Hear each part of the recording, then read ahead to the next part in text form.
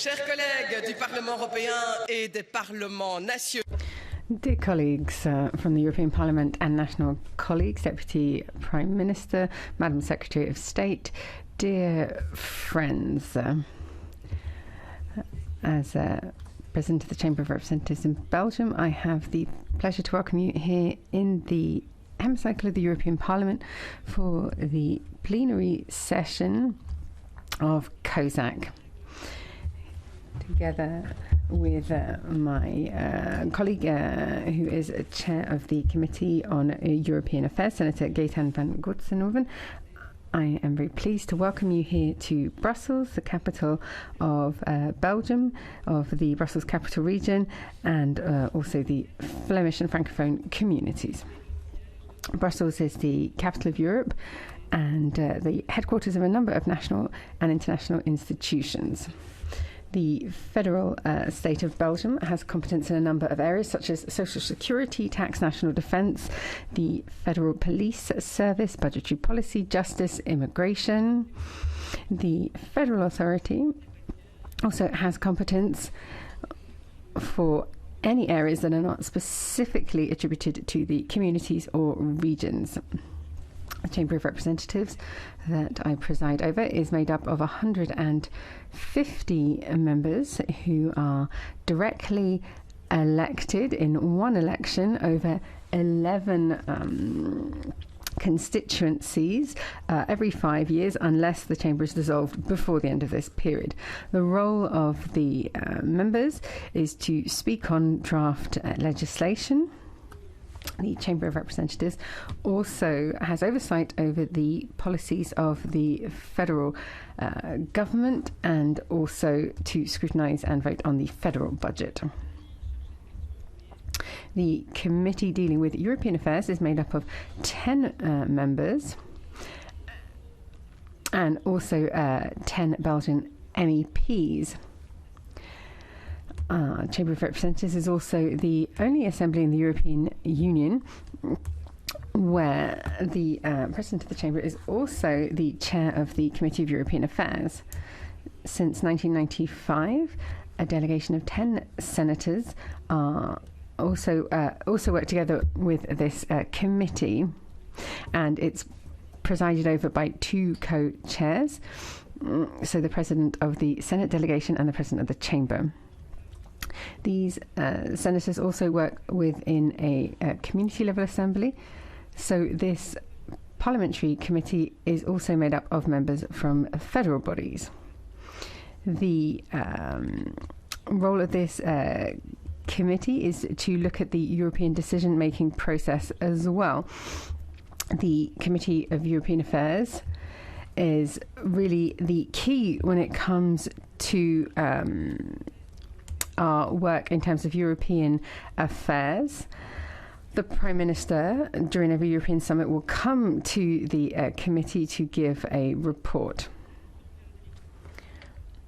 Van de parlementaire dimensie van the COSAC is part of the parliamentary dimension of the relationship between Belgium and the EU.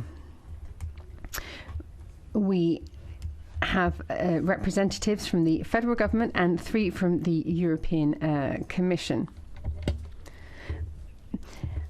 Using this constructive approach, the Belgian presidency and the European Commission in this way can strengthen dialogue with national parliaments.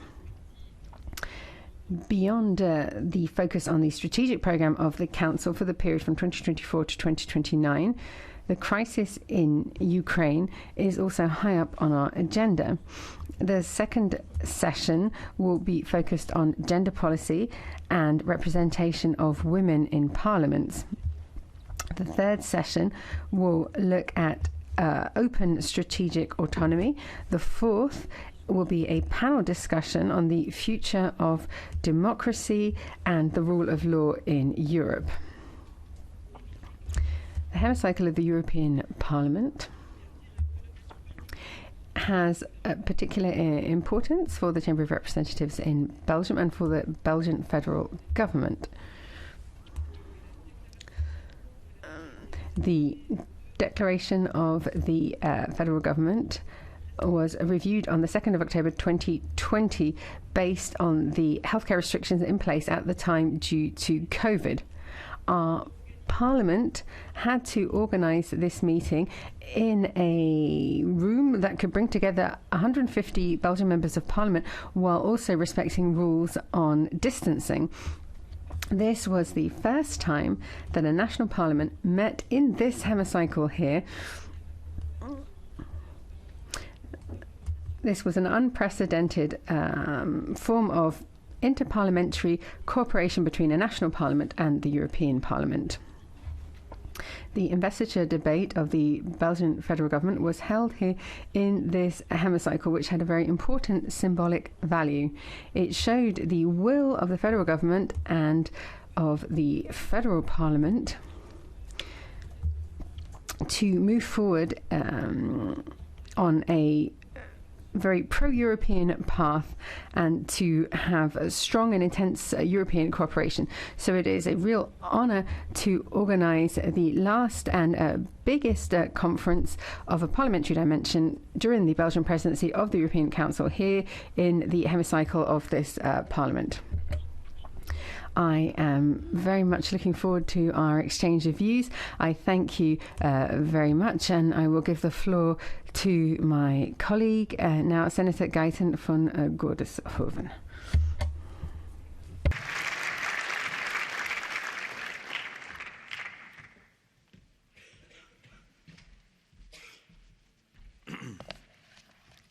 Mesdames et messieurs les...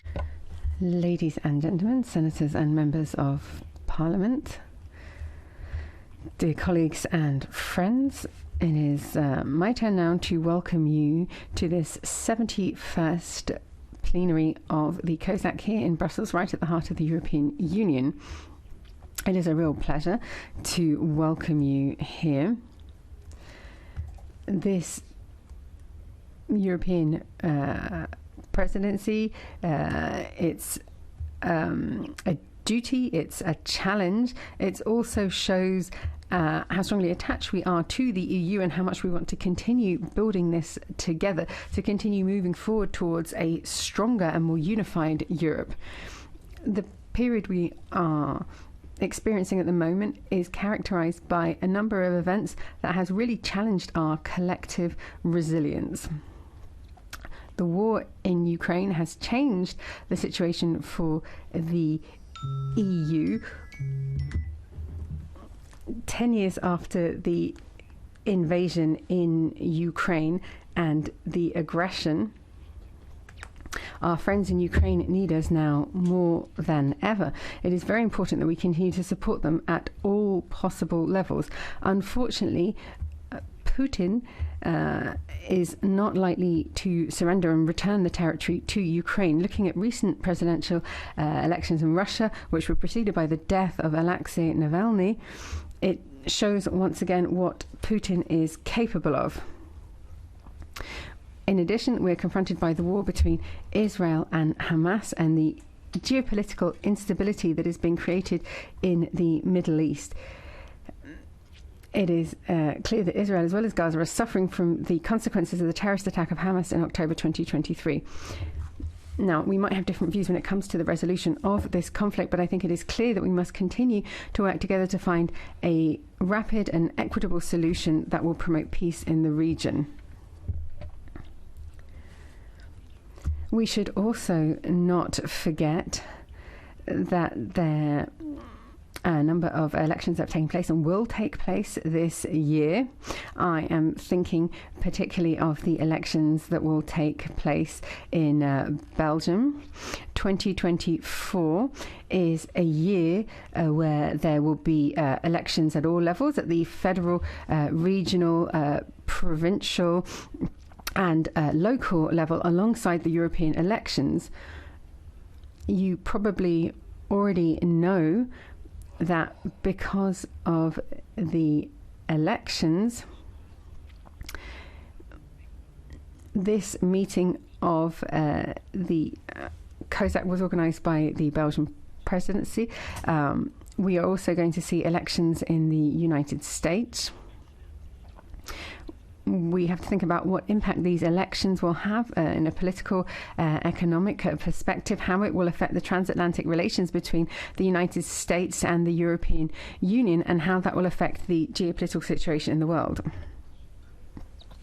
Dear colleagues, all of the subjects that I have mentioned will probably be touched on during the course of our meeting, particularly during the first session, looking at a stock taking of the legislative period 2019 to 2024 and the perspectives for our programme 2024-2029.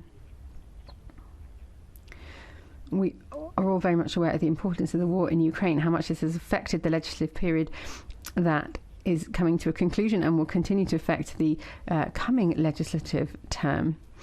I would encourage you all to share any concerns, comment, questions that you might have on Ukraine during this session. This crisis, as well as the crisis of the pandemic, have affected political choices in the EU since 2020. Our leaders are looking more at the resilience of the EU and also looking at its competitiveness, and that's something we'll talk about in the third session.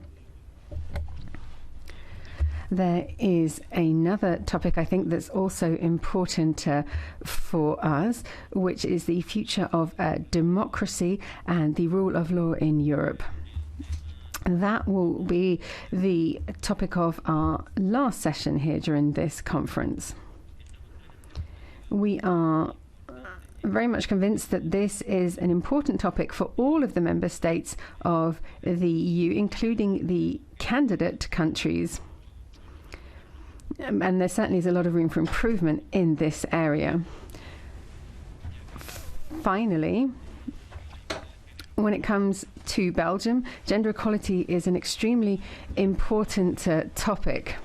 So we have decided to take one of our sessions to look at this issue and to look at the representation of men and women in our parliaments.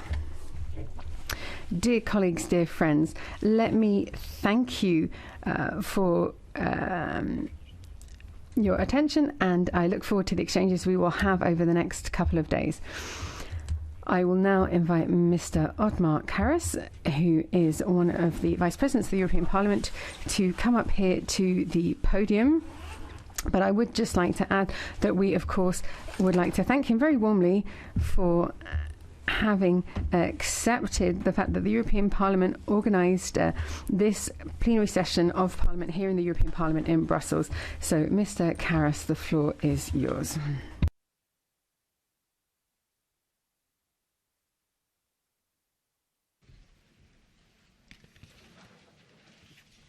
Good morning.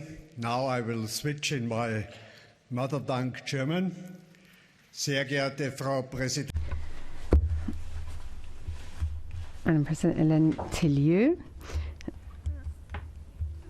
Chair Gaten van Goetsenhoven, dear colleagues from the different European Parliament and the parliaments.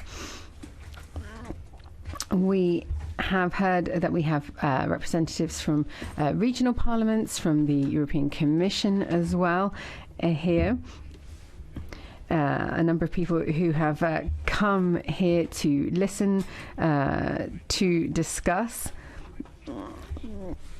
So it's a real pleasure to be here on behalf of the European Parliament and to welcome you also on behalf of President Roberta Metsola. I welcome you here to the European Parliament as an institution, but also to our common Parliament. We had this in Speaker Tillieu's speech. A lot of you are involved in regional or local elections or national elections. You are the representatives of the citizens. All of us together, we are part of liberal European democracy. We are all part of creating stronger parliaments at the different levels, from the European Parliament through nations, regional and local level. So I welcome you warmly here in our communal parliament on this 71st edition of the COSAC. I would like to thank, of course, the Belgian presidency for the invitation, for the preparatory work, for the very good cooperation that we have had. We find ourselves in a very decisive period for the future of Europe and for the world. In 75 days, from the 6th to the 9th of June, we will have the European elections. There were elections that took place in Russia, not elections as we would understand them, though. There will also be elections in the US, in India, in the UK, and in a number of regions and countries.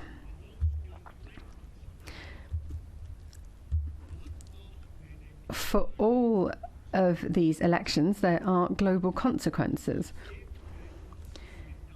We are talking about fundamental choices, a choice between liberal democracy and autocracy, whether Europe will be global or will turn towards nationalism, taking our responsibilities or turning towards populism. A choice between the truth when talking about our challenges, when talking to our citizens, or fake news. We are voting on members of the European Parliament. This is the only multinational parliament in the world with directly elected members that have legislative powers. If we look at these elections taking place from the 6th to the 9th of June, we should be aware that there are more people eligible to vote in these elections as the entire population of the USA. The European elections are elections on the role of the Parliament when it comes to strengthening liberal democracy. Without the Parliament, without a strong Parliament, there is no liberal democracy. We need to have a division of powers between the institutions, because otherwise we cannot carry out our tasks in an optimal way. We have our rights, our values, our the fundamental aspects that we're all aware of. The European elections are elections for everybody. All of the citizens who are eligible to vote in the European elections are also able to vote in the elections of their respective national parliaments.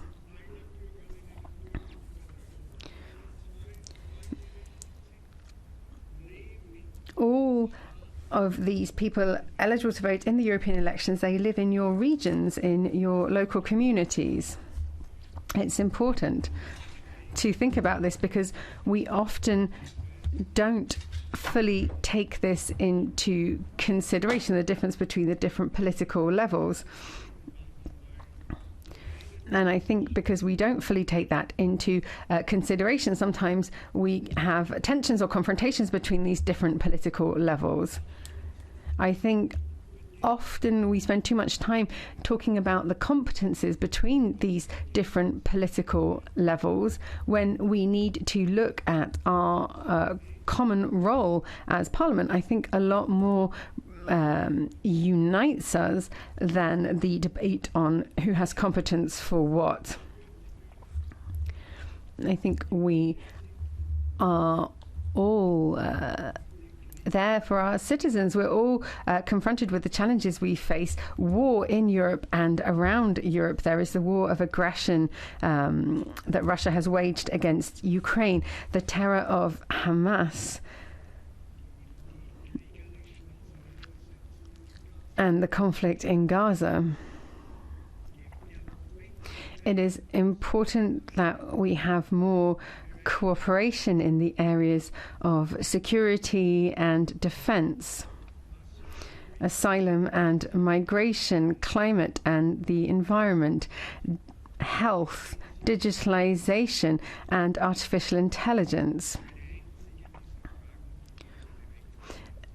For none of these issues can we solve this at a regional or national level alone.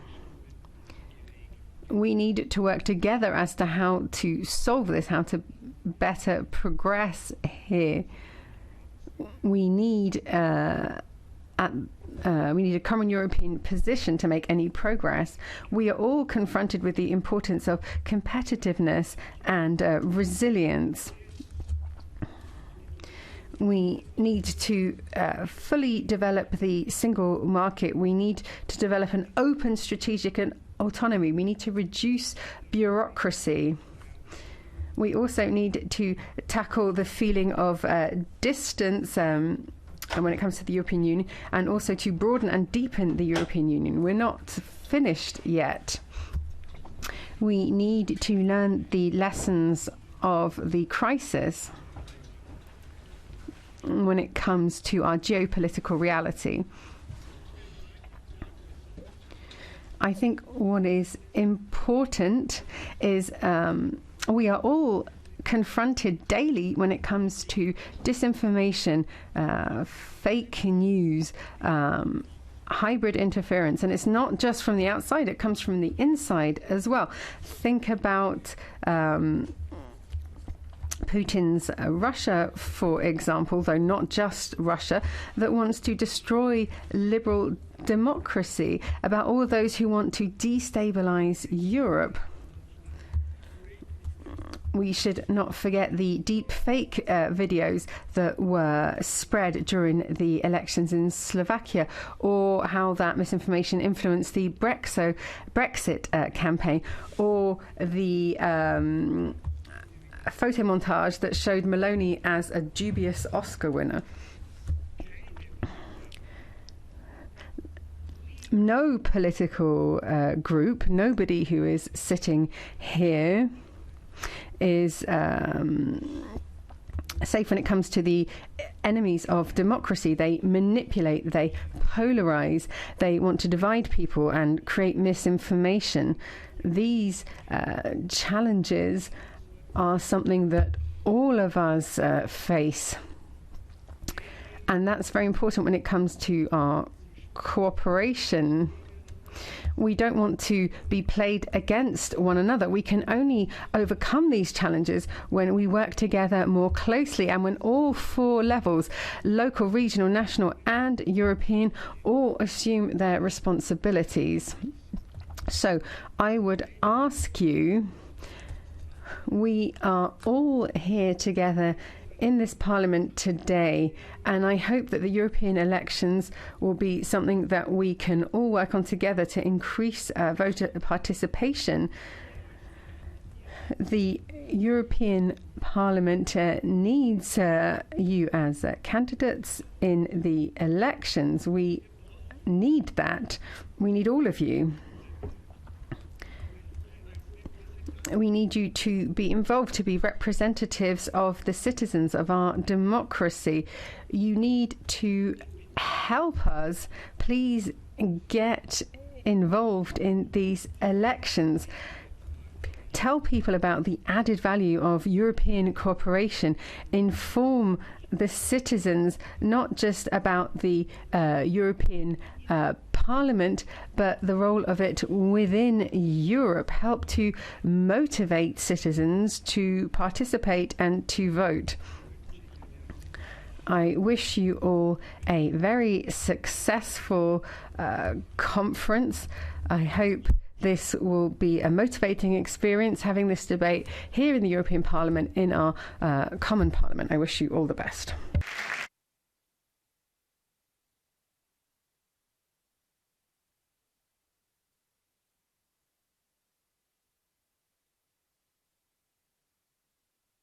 Merci, Monsieur Karas. Thank you very much indeed, Mr. Karas. Dear colleagues, can I invite you now to watch this video about the Federal Parliament of Belgium. To the Belgian Federal Parliament.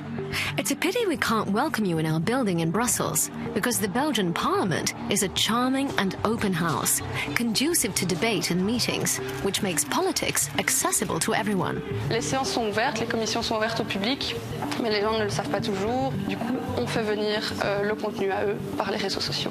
The Belgian Federal Parliament aims to be an inclusive parliament, reflecting the population it represents. Since 2019, for the first time in Belgium's history, both chambers have been presided over by a woman. Furthermore, we work and debate in both Dutch and French. The Belgian Federal Parliament is one of the only multilingual parliaments in the European Union. Ja, de charme van België en Brussel zit in hun meertaligheid. Dus als tolken zorgen wij ervoor dat elke senator of elk Kamerlid zijn eigen taal kan spreken. The Belgian Federal Parliament consists of two chambers, the House of Representatives and the Senate. Together, they form Belgium's federal legislature. Toutes les réunions parlementaires sont visibles sur le site internet de la Chambre en direct, et là vous pouvez choisir directement sur lachambre.be. Green is the color of the House of Representatives. This is where laws are made and where we control the federal government and the budget. This is where we make policy. Tijdens het vragenuurtje in de Kamer krijgt iedereen 2 minuten spreektijd, geen uitzonderingen. Iedereen is gelijk voor de wet. The color of the Senate is red. This is a place of reflection and of meeting between the three language communities in all transparency. Wij tikken alles uit, inderdaad. Alles wat er gebeurt, alles wat er gezegd wordt in de vergaderingen. Dat wil zeggen dat alles wat er gebeurt in de zaal terug te vinden is in het integraal verslag. The Belgian Federal Parliament is a fascinating place where hundreds of people are passionately committed to democracy. J'habite au Parlement. J'ai grandi ici en tant que fils de concierge. Et maintenant, depuis 22 ans, je suis moi-même concierge. C'est un privilège. C'est quand même le palais de la nation, ça représente le peuple. Et donc, c'est quand même un grand privilège de pouvoir vivre ici et d'être domicilié ici. This is a place where the past is cherished. Het federaal parlement van België is een van de enige 3 parlementen in de wereld met een eigen bijaard. But it's also the place where we prepare for the future. Au Parlement fédéral, nous tenons compte de la planète et donc je roule 100% électrique. The Belgian Federal Parliament is an open house for debate and meeting. The future of Belgium starts here. Verschillende scholen vanuit heel België kruipen eigenlijk in de rol van een echte parlementariër. En wij proberen eigenlijk de jongeren zoveel mogelijk te stimuleren om het woord te nemen. Dat is wel een stap voor heel veel, maar eens dat ze die stap hebben gezet, zijn ze eigenlijk on fire om in het leven te kruipen van een echte parlementariër.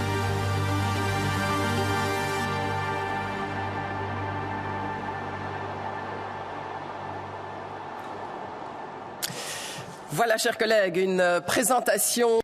Dear colleagues, there you have it. A brief introductory video to introduce the institution. Let me just give you a few important housekeeping points. We've got Wi-Fi throughout this conference, and the password is COSAC BE 2024. We have interpretation into all the official languages of the European Union, and I'd like to thank the interpreters. Thank you. We'd like to welcome Mr. Tessely, Mr. Zoltán Tessely, President of the European Affairs Committee of the Hungarian Parliament. Chers collègues, la Troïka. Dear colleagues, the Troika agreed yesterday on the draft agenda that's been tabled, and I suggest that we adopt it now. Are there any objections? No? No objections. Thank you. We can deem the agenda adopted. unanimously adopted. The 24th of March Troika meeting was on the agenda, the 41st biannual report, the results of the meeting of the Presidential Troika, and also the conclusions of the plenary were examined, as well as amendments that have been tabled. A number of amendments were tabled by the delegations ahead of the deadline of the 19th of March, and the presidency distributed a table outlining those amendments. A compromise text was also sent to the delegations, and there is still a possibility to table amendments until 12 today, 12 noon. Another meeting will be organised amongst the presidents this afternoon to discuss the amendments and to come up with draft text for the conclusions ahead of the Tuesday plenary session on the 26th of March. Regarding the 41st biannual report, that report focuses on three main topics. First of all, as we are towards the end of the parliamentary term, we take stock of the parliamentary term from 2019 to 2024. We also discuss the Council Strategic Plan for 2024-2029. The second theme is looking at gender policy and women's representation in the Parliament. And finally, we look at democracy and the rule of law in Europe. Now, the report includes all the different responses that we got from the national parliaments to the questionnaire. There was a deadline that had been set for the 8th of February for that questionnaire. I'd like to thank the COSAC Secretariat at this point for the very hard work it did in trying to really bring all that information together and put it in the report. The COSAC President will present its conclusions at the start of every thematic meeting. Are there any questions at this point? No questions or comments? Thank you. Letters received. Heads of delegations were asked to participate in the plenary meeting. Bernadetta Gonzalez, President of the Legislative Committee for External Policy of Andorra. Mr. Herman Yergoyan, President of the European Integration Association from the Armenian Parliament. Ms. Delia Mist Dotti, Foreign Affairs Committee President of the Icelandic Parliament. Sir William Cash, President of the European Affairs Committee for the House of Commons in the United Kingdom. All of these requests received a positive response. Switzerland, Norway, the House of Commons of the United Kingdom had all received positive responses for their request to participate in COSAC meetings that was issued by the Belgian presidency. We've also received other letters. A letter from Ms. Klimpush-Tsinzade from the European Affairs Committee of the Ukrainian Parliament has asked for a joint communication to be issued on the occasion of the second anniversary of the invasion of Ukraine, and this was proposed then that there would be a joint declaration to be included in the current chapter that's already provided for on Ukraine. A number of heads of delegation have also suggested, in accordance with Article 5.3 of the COSAC regulation, that the issue of the Russian attack on Ukraine and security and defense challenges arising from this should be included in the 71st COSAC meeting. And the presidency has been asked to consider this request. As I said earlier, it was not possible to fully overhaul the program, so we preferred to include that in the first session and include it in the Ukraine chapter that we will be discussing, and this way we hope to have responded adequately to the requests. Thirdly, to respond to the requests from the Danish and Dutch delegations regarding access to the delegates portal. And here the Danish and Dutch members have sent a letter in March asking for a reference to access to information on council decisions. Having consulted the presidential troika, the Belgian presidency has issued a positive response to this request, including a number of paragraphs in its draft conclusion text. Those have been edited slightly in order to take into account the Belgian presidency concerns and priorities. Are there any further questions, comments or suggestions from your side? Alors, je crois que la délégation des Pays-Bas. Well, I think the Dutch delegation would like to take the floor. Dank u wel, voorzitter. Dank dat u mij het woord geeft. In de vorige... Thank you very much indeed for giving me the floor. At the past COSAC meeting, the Dutch delegation, together with Denmark and a number of other countries, asked for national delegations to be granted access to council documents. And that access was then later denied. And that, in fact, contradicts the basic principle of transparency that should apply for European legislative processes. And there have been more than 20 signatories to this request to gain access to the portal. And I thank you for your support.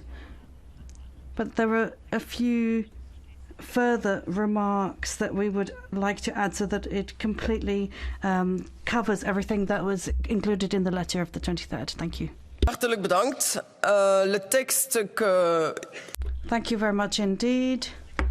Well, indeed, we are talking here about a compromise text, and we will closely look at your proposals for that. Thank you for your comment. Can I give the floor now for the next item on the 41st biennial report running and the strategy running from 2024 to 2029. Thank you very much. Just a few technical pointers to begin with. With regard to taking the floor,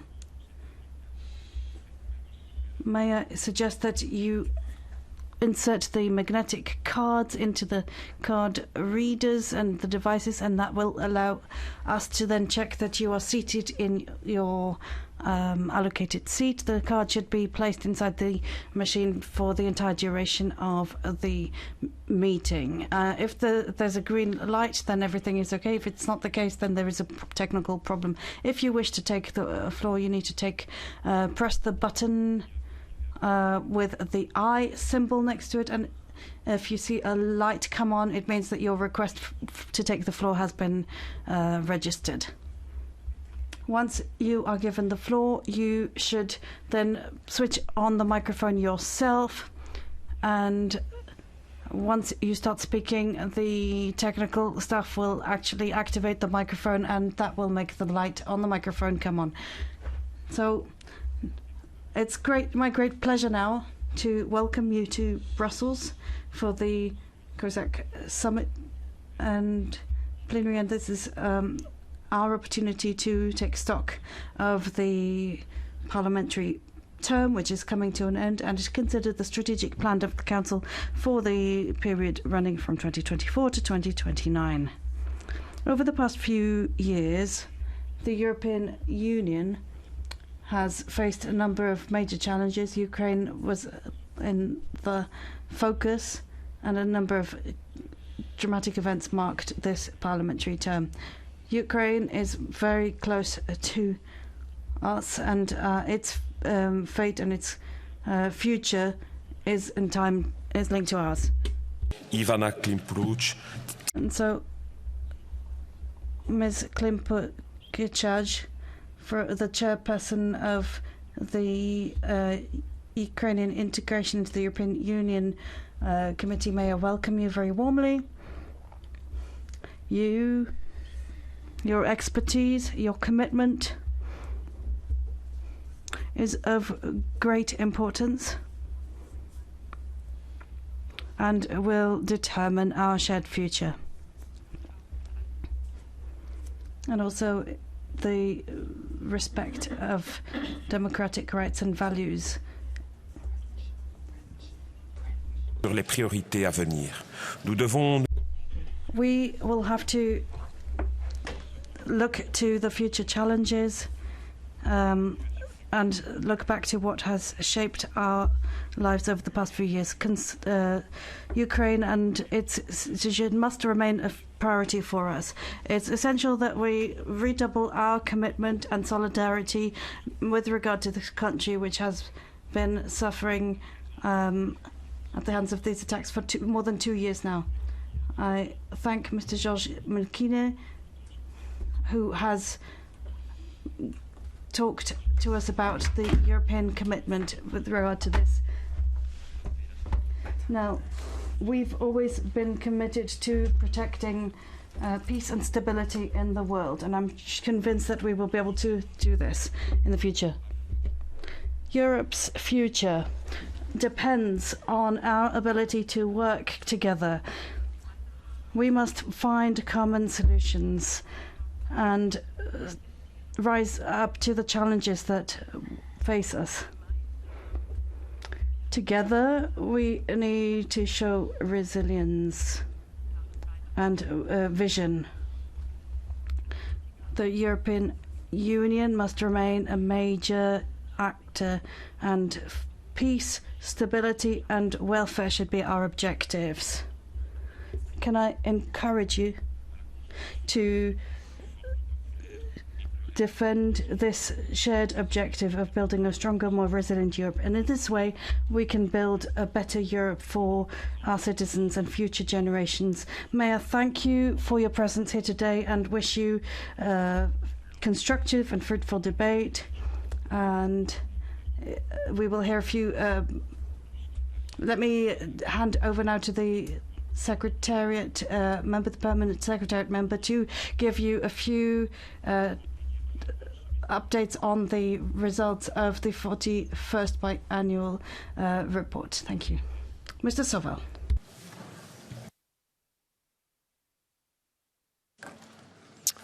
Thank you, Chair, Honourable Chair, Madam President, Deputy Prime Minister, honourable members. Thank you for this opportunity to present some of the findings of the 41st biannual report of COSAC. As Madam President has already explained a little bit about the procedural background, that this is based on a questionnaire sent by the Presidency, and I will only add that this report has been sent out to the delegations and is also available online. I will limit myself to some brief remarks with some examples of the findings here now. The first chapter of the report deals precisely with the issues to be discussed during this session, namely the 2019 to 2024 legislature and the prospects for the Council's strategic agenda. From the report, it's evident that several of the main initiatives and policy areas during this legislative term has attracted the attention of national parliaments. A large majority of parliaments and chambers indicated that they have scrutinised several of these. Fit for 55, the digital transition, the next generation EU, the economic governance framework, the new pact on migration and asylum and enlargement have all been scrutinised by more than 30 parliaments or chambers, and strategic autonomy by an almost equal number. No parliament, furthermore, indicated that none of these topics had been scrutinised. Secondly, the annual Commission work programme is widely scrutinised as well in different ways, and here I will just note that 14 parliaments or chambers indicate that they adopt a formal list of priorities based on the work programme, in plenary, and 13 that sectoral committees adopt a statement on this work programme. Others indicated other methods or combinations of methods. 15 indicated furthermore that the government of their country is involved in the discussions when adopting these priorities. Lastly, I will just mention that the question was put to Parliament's chambers on whether they had been involved in the consultation process at a national level ahead of the adoption of the Council's strategic agenda for the coming period 2024 to 2029, and out of 37 respondents, 26 replied that they had not. Thank you, Chair. I will stop here after this brief introduction, which hopefully have provided a flavour of the findings of the report, and wish you a very successful debate today. I thank you, Mr. Soral.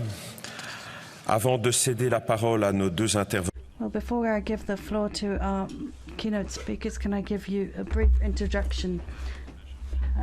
Following studies in journalism, Georges Guillet presented a local television programme and was committed in the charity sector for several years, and then went into other domains looking at child rights and environmental issues, and then became a deputy in the Parliament and became a Minister for Mobility in the current Belgian government. We will also hear from Ivana Klimpucha-Sizadze, who I'm sure is very familiar to you,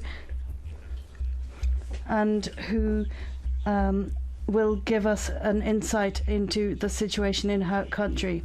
And as Vice Minister of European Affairs and Euro-Atlantic Affairs, she is currently head of the committee in the Ukrainian Parliament. Now, you will all each be given 10 minutes to make your opening statements, and then we will move to a debate. So, dear colleagues, you can already start taking the requesting speaking time. May I ask you to come forward to the podium now?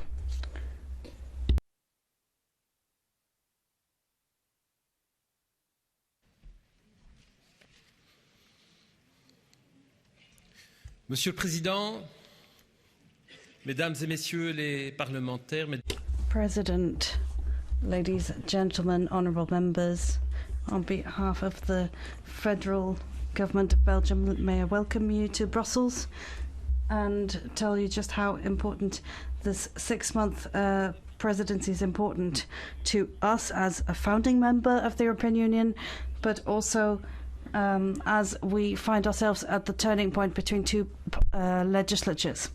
So we have a role to play as problem solvers, people who will find practical solutions in the trilogue phases, which we tried to do as efficiently as we could. And we've tried to really make use of the momentum that comes at the end of parliamentary term.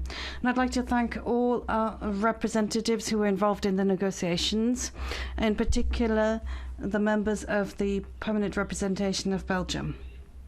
But if you do want to support the European model, and if we want to build a Europe that is fair and where people can prosper, if we want to combat climate change and protect the planet and our ecosystems, if we want to be a driving force to defend peace in the world, we need to dream and allow people to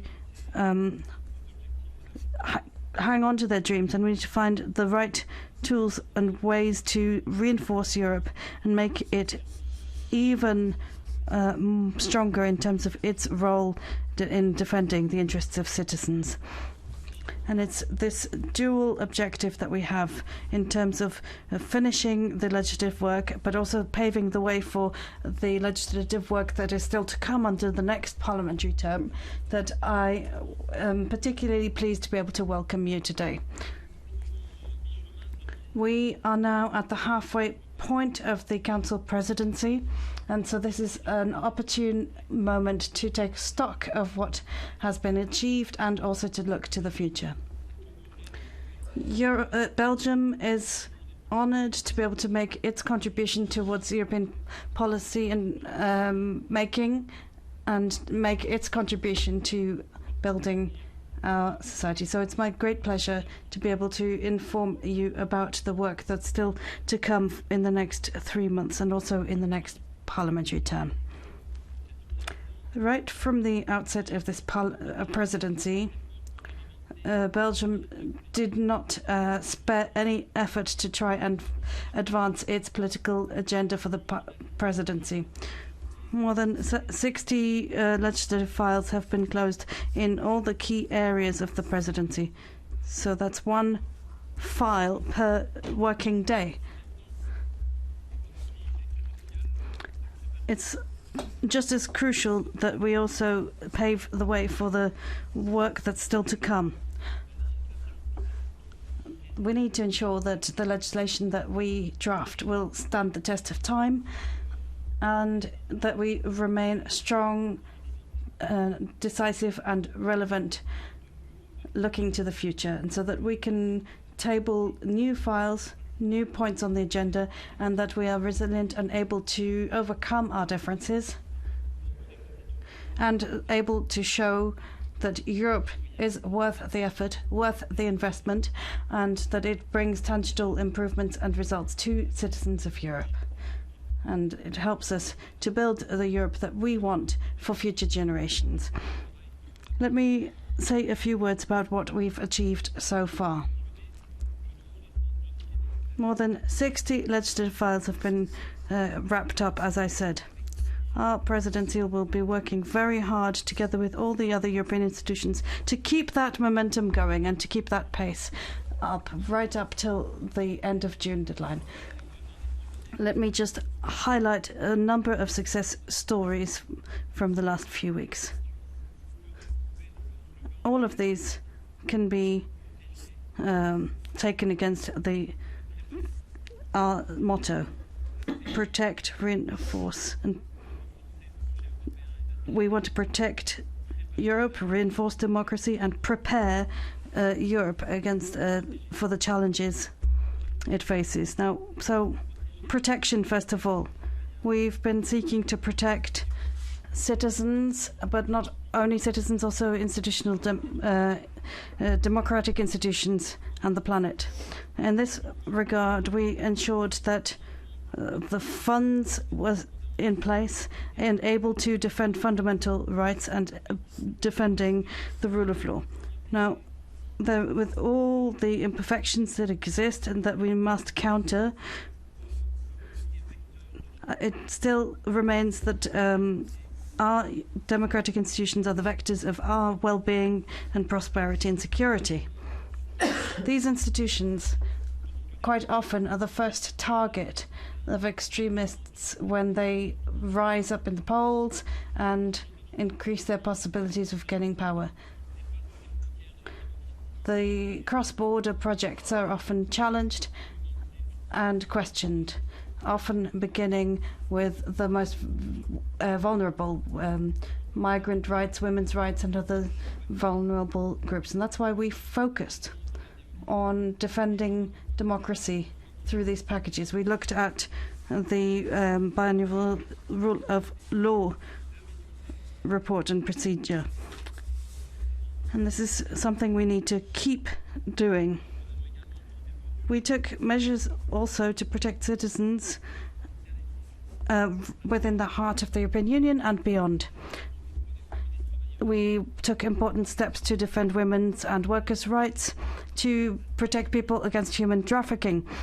We took measures to protect women against domestic violence and violence against women, a directive on platform workers, but also the European Invalidity Card and the European Space for Health Data. We also found an agreement with the European Parliament on products that derived from forced labour in Europe, and strengthened the obligations on due diligence for businesses when it comes to sustainability and fighting impunity in Ukraine and beyond through a wide range of measures. All of these are major advances. In Ukraine, the situation on the ground requires that the member states of the European Union, as institutions but also as member states, give the broadest possible support. Now, in the Council conclusions from last week, we discussed the aid fund to Ukraine is of utmost importance. Europe followed the path that had been the course that had been set by Belgium, and sought in this way to defend, allow Ukraine to defend itself against the Russian aggressor. Belgium acted as a facilitator for the discussions to pave the way for Ukrainian accession to the European Union, and soon we will be holding an informal council meeting where a railway cooperation agreement will be signed. Now, regarding the catastrophic humanitarian situation in Gaza, with disproportionate military retaliation against the backdrop of the Hamas attacks, Belgium is pleased that finally call for a lasting ceasefire has been issued. But we must go further. We need to do everything in our power to put an end to this massacre of innocent lives and ensure that fundamental rights are respected. And these are the preconditions for a lasting peace to be achieved in the region and beyond. Reinforcing. We needed to protect threatened democracy and victims. We need to support those who are vulnerable, but at the same time we also need to strengthen our societies and build resilience in our societies against war or against the challenges linked to climate change and global warming. The European Union adopted its Green Deal at the start of the parliamentary term, encouraging member states to invest for the future. We need to be attentive to ensure that all new new revisions of legislation, such as the MFF revision, will not represent a departure from this course that's been set to try and face up to the challenge. So we have the zero net emissions challenge and objective that was adopted under the Belgian presidency is all in line with this wider objective to try and protect against climate change. We also need to look at international financial crimes and dealing with money laundering, the package on money laundering. And finally, we also launched the European Ports Alliance, a cooperation between governments and port authorities to try and combat organised crime and strengthen European cybersecurity systems. Finally, we have to prepare for the future, protect and strengthen our union, and our presidency has also tried to face up to future challenges in the best way possible. One of the key challenges we're facing is climate change and its devastating impacts, which are increasingly visible, with droughts, for example, which are having human and environmental consequences that are increasingly visible and costly. That's why we are working together to finalise the remaining files under the Green Deal, such as the new heavy vehicles emissions directive and urban wastewater treatment directives. We've also looked at the regulation on packaging. We want to ensure a fair transition for all, with specific attention paid to the role and importance of farmers and European farmers in our food autonomy and protecting biodiversity. Therefore, we pursued the objective of European harmonised food policy that without compromising the well-being of our animals and plant products, and also focusing on the need of fair prices for both producers and consumers. Most specifically, when it comes to my competences as the Belgian Minister for Mobility, we concluded an agreement between the Commission, Council and Parliament which will have a major impact on the future of our mobility. Just a few points. We managed to finalise the Single European Sky regulation, which as we await carbon neutrality in the aviation sector 2050, we will at least cut emissions. We also have the new directive on European transport, cross-border information on road infringements linked to road safety, or the first interinstitutional declaration on bikes, which is key for mobility, health and the European economy of the future. Our ambition is to lay the ground for the future when it comes to European mobility policies. To do that, we need a modal shift towards more sustainable and environmentally friendly types of mobility, collective mobility and rail. Rail services should be free to run day and night throughout Europe to transport goods and passengers by train.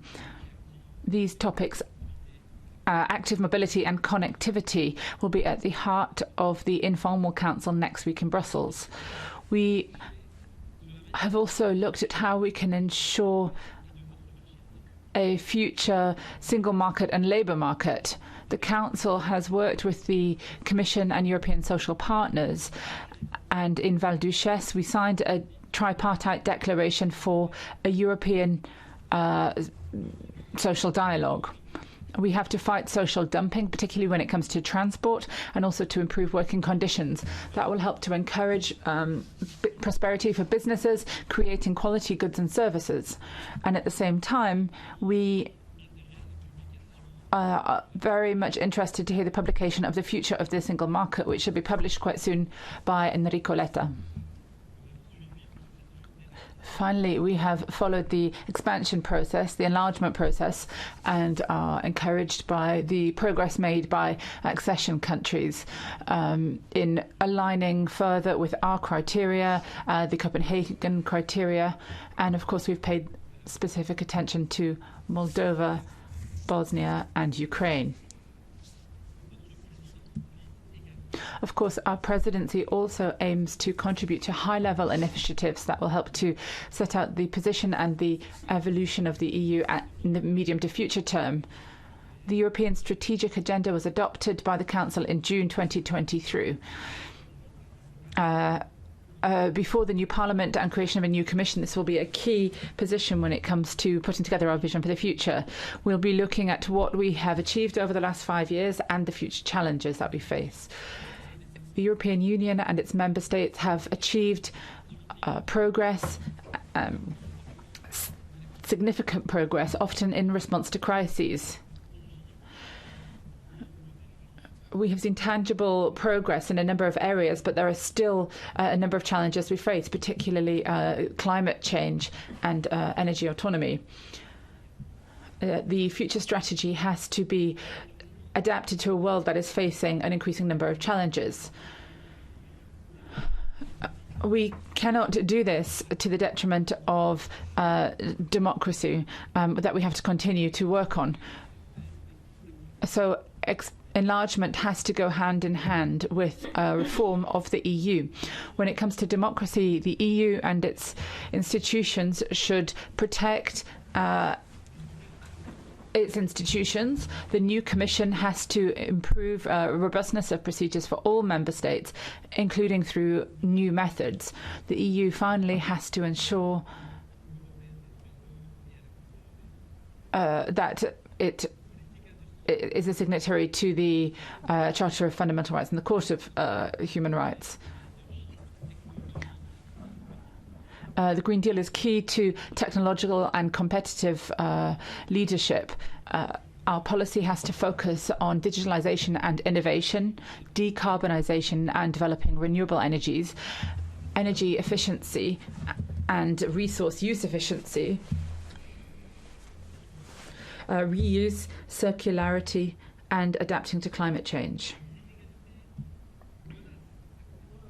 Inequality threatens cohesion within our societies and leads to a rise of extremism and enemies of democracy.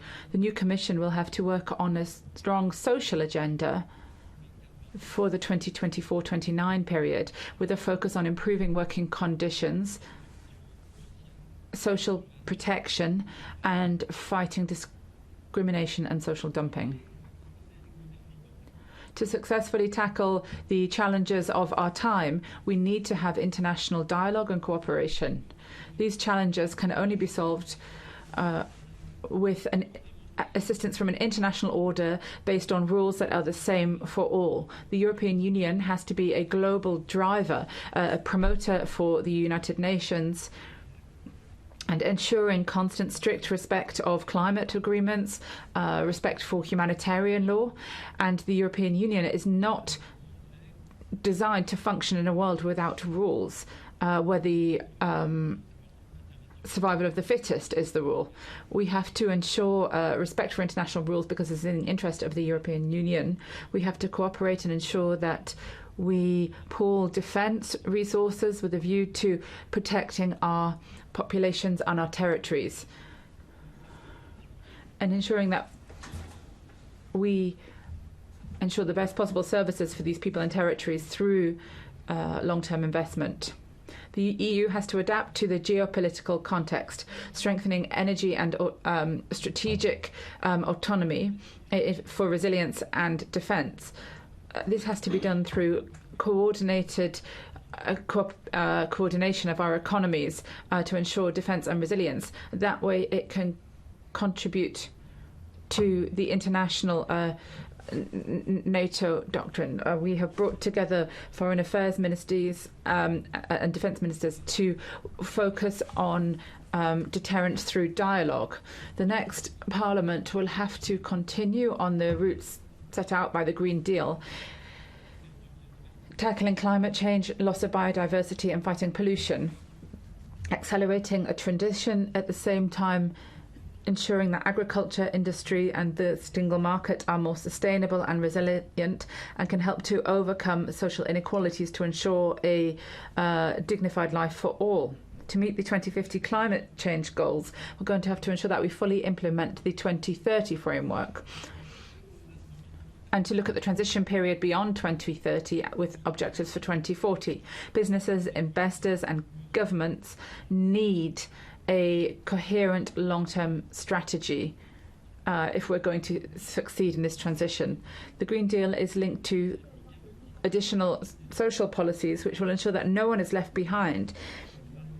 We have to use the opportunity of the transition to ensure that we can create sustainable employment opportunities and reduce inequalities. The Belgian presidency will ensure participation of member states and administrations while working with the Council with a view to finally adopting the roadmap for 2024. In conclusion, ladies and gentlemen, the coming months will keep us busy with European elections and Belgian elections. But an important decision when it comes to rule of law and steps to enlargement. The Belgian presidency will play its part fully up to and including the 30th of June. We have to have a clear strategy for the future of Europe. Taking on the presidency is an honour and a privilege, and it's satisfying to be able to show the tireless efforts of all of our member states to ensure that that the Union becomes stronger, capable of facing the future and ensuring a viable future for the coming generations. And I welcome the fact that this is being done today through dialogue with you, with representatives of the 27 member states, as well as representatives of third countries. And I would like to welcome Madam Ivana Klimpush-Tsinsadeh, it's through working together that we can strengthen Europe for the future. Thank you. Thank you, Vice Prime Minister, for that useful information. The floor is yours.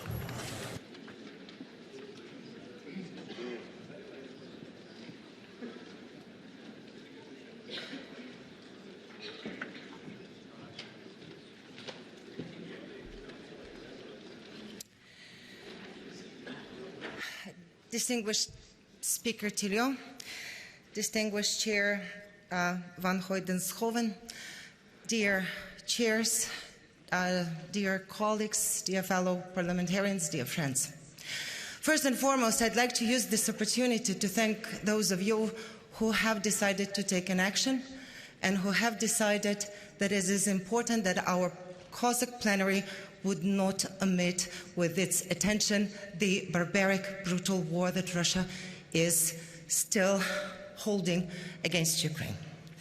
And I am grateful also to Belgian presidency and the Troika that you have responded to this call, and I do have the opportunity to address you today.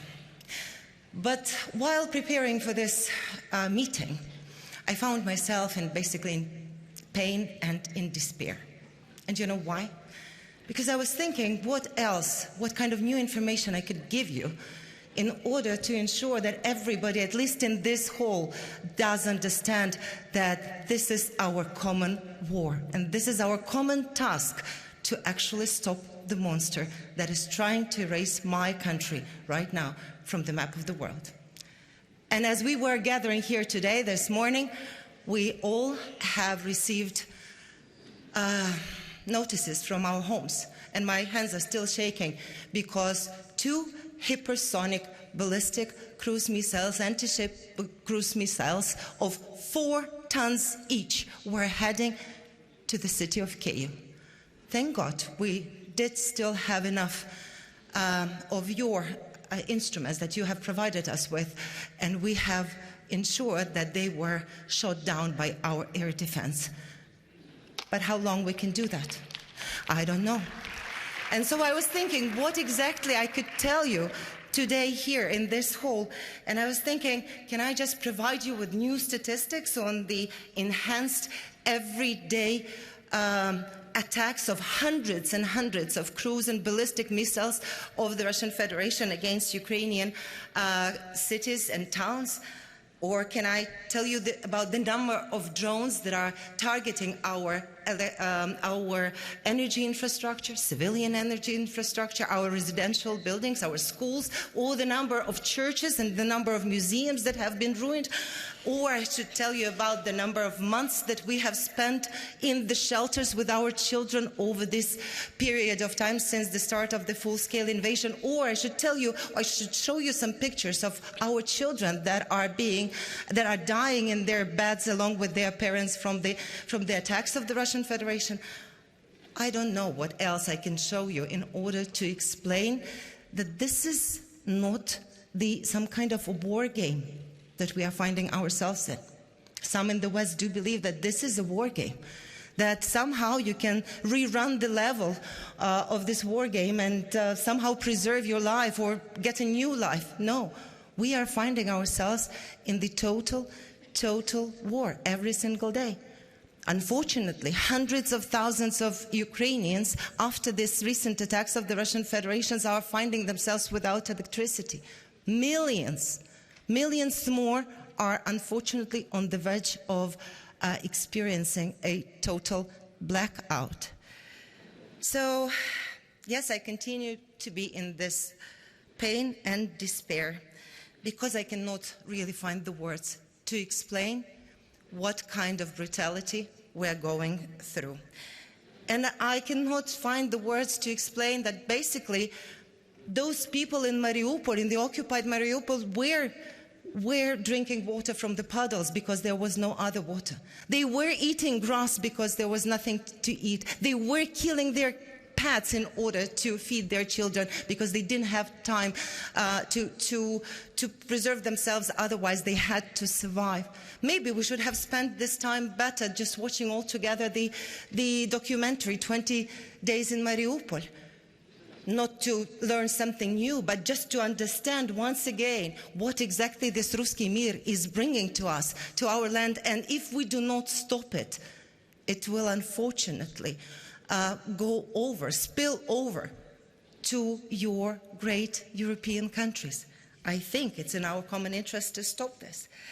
So, dear colleagues, it's really, really important not to get used to this war and not to turn the blind eye on what is happening in Ukraine.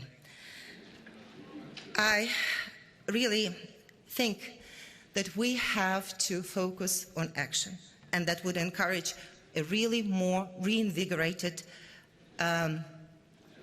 everyday attempt for assistance that is needed for Ukraine, not for tomorrow, not for today, but already for yesterday. You know, I'm fully aware that the time of the compassionate, emotional reaction to the situation in Ukraine has passed. And I'm fully aware that the time of the heartfelt feelings has passed. I know that the world cannot focus for a long time on something that is not necessarily hitting your own lives. And it's natural that your societies are trying to, to change the picture on their screens and to try to switch off this horror movie and focus on their lives and on their dreams. But in this very moment, we do continue waking up to the sounds of the air raid alerts or to the sounds of explosions, as it was this morning. Our children continuously are rushing to our bedrooms, asking to hurry up to go to the shelters. We are continuously trying to donate whatever we have in order to fundraise for our armed forces, for our air defense, for drones, for night vision goggles, for medical equipment, for the vehicles, for the armed forces. So we continue to live in the most barbaric war that can be stopped with our bravery, but also with your instruments, with your weapons that you could provide to Ukraine to ensure that this monster does not bring this disaster to your own people. Once again, we are, and very sincerely, we are very grateful for all the rendered support to Ukraine. But the reality is that for every undelivered air defense platform, or for every undelivered rocket from the West, Russia responds by hundreds of missiles, bombs, rockets, drones attacking people of Ukraine.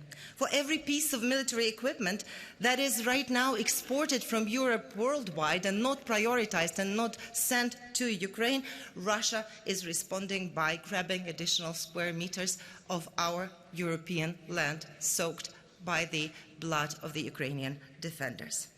So real grant investment in production, efficient common purchasing along with the postponement of exports from Europe elsewhere besides Ukraine are needed already today. The goal should not be to support us as long as it takes, but to act as quick and as whatever and as much it takes for the Russian Federation to experience the strategic defeat. We call on you as representatives of the nations not to stop or lessen your so much valued support and so much valued backing, but to respond with even more decisiveness to this Russian terrorist attacks by taking a set of measures to ensure enhanced military supply and finalizing the decisions on providing the military support to Ukraine from at least the proceeds of Russian frozen assets, and finally get to the decision of seizing the Russian assets and not only freezing them in order to ensure that Ukraine gets what it needs for the victory. And dear colleagues, we all have to understand one very, very important thing. We are at war, and we are not in escalation management business. So it is important to continue supporting Ukraine when we are targeting legitimate military targets on the territory of the Russian Federation. And we are hitting the Russian oil refineries, or we are hitting the Russian ships in the Black Sea for legitimate reasons, because this way that we are taking away their military might. You know, just last Thursday at the Kyiv Security Forum, one of the MEPs present there has said, give Europeans time to understand that it is also their war. You know, one wants to burst into tears at this moment. It is 11th year of the war. It is 3rd year of the full-scale invasion. So how much time do we need to understand that Ukrainians who stood up for dignity, who stood up for their rights, who stood up for freedom, for their European choice, are right now fighting for survival? How much time do we have do we need in order to understand that this is our common war, and we either lose it or win it, but we do it together. And if we, dear colleagues, lose, this horror will march through your countries, will take lives of your citizens, and unfortunately will threaten everything that you love and you care about. So do remember that selling out Ukraine to Russia under mythical peace negotiation pretext means selling out the entire free world. No one is insulated. It is a dangerous illusion to operate under such assumptions. Right now, it is our defense, which is backed by your instruments, that is determining whether Putin will succeed in expanding the ruins in Europe and in the world. So when we review the European strategic agenda for 2019-2024, we should be clear that we made a big mistake, because at that point, the war in Europe has been ongoing already for 5 years, but we preferred to act as characters from the Don't Look Up movie. And so we focused on you focused on very important things like modern, competitive, resource-efficient economy, investing in business, people-centered economy, all of this important and very valuable things, but you disregarded the threat that was coming from the authoritarian monster in the East. And you have continued strengthening the trading ties and business with that monster. You have been investing in Nord Stream 2. You have been opening your economies also to Chinese influence and invested in Russian war machinery. So that agenda of 1924 was actually altered by the Russian Federation, by the terrorist dictatorship, which disregarded all your attempts to build a prosperous and democratic societies. So I guess it is right now the time for Europe to confirm and prove that it does care for all those things that are being declared, that it does care about democracy, that it does care about rule of law, that it does care about international law and about fundamental rights. So it is time for action. And if we are to make a realistic input and formulation of the strategic agenda for 24-29, first and foremost, we have to ensure that the major strategic goal right there is urgent enhancement of the European defense capabilities. And in the longer run, that will lead to strategic autonomy of Europe. But that means that the security of the Union, the security of the member states, of people, should come first. In order for that to happen, the major priority, even for all those who do not believe that you are at war with Russia, but Russia knows that it is at war with you, have to ensure that you are prioritizing the Russian strategic defeat. Moreover, I think enlargement should be on that strategic agenda as well, making sure that all necessary preparations inside the Union, inside the reforming the Union, are being taken care of, and the necessary additional instruments are offered to those aspiring nations for speedy success. And the prospect of membership has to be credible and feasible, and that would be the most efficient way to drive for peace and stability and prosperity. We do have to make sure that in that strategic goals we ensure that the EU is cutting off on all the dependencies it has from autocratic regimes like Russian Federation or its partners and accomplices. We have to ensure that we are prioritizing the geopolitical footing of the European Union. And you know how it can be reached? By helping Ukraine to win and helping Ukraine to overcome also the challenge of the recovery and reconstruction. That would be the best achievement of this union for decades. And all of that definitely has to be done on a mindful but strong economic ground, strengthening the links inside the Union and making sure that the Union is capable of countering also internal erosion or internal blows to fundamental democratic values, to fundamental democratic principles, rule of law that it is based upon. Chairman of the NATO Military Committee just the other day said in Kyiv, Rob Bauer, he said in Kyiv that pessimists are not winning wars. Yes, I do agree. We cannot win the war being a pessimist, but we can win the war if we are having your support and your backing.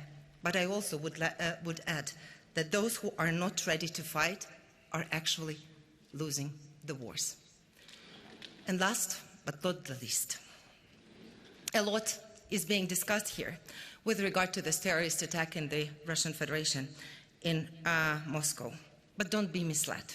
That terrorist ISIS attack was either prepared or tolerated by Moscow and will be used in order to accuse Ukraine. And don't get tempted to reopen cooperation with Russian Federation to commonly fight against terrorism, because terrorist state won't be a reliable or capable partner in a battle against those who are made of the same terrorist dough. Thank you.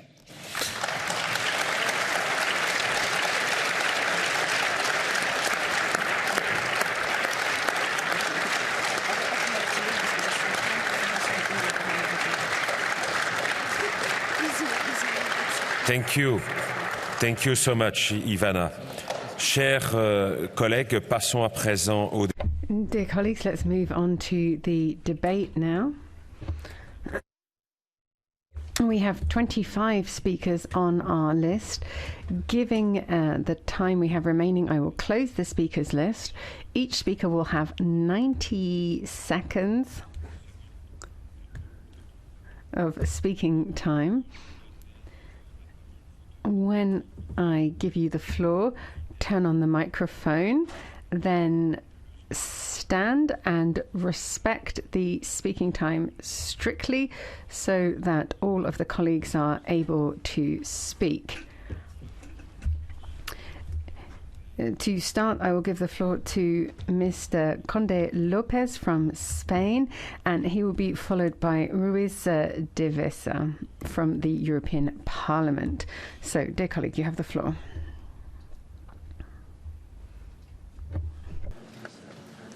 Sí, muchas gracias. Thank you very much, Chair, for giving the floor to the Spanish delegation.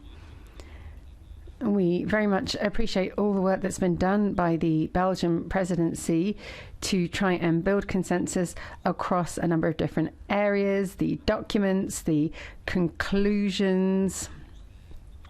These documents we support from the side of the Spanish delegation. We'd like to thank the COSAC Secretariat as well for the 41st biennial report that allows us to focus on our priorities and objectives for COSAC. This is a real opportunity as we come to the beginning of a new legislative period to deal with the conflicts that we have in Ukraine and in Gaza. This report is a guide for us in the next legislative period. I appreciate Mr. Guinet and Mrs. Tilkens for having focused this debate.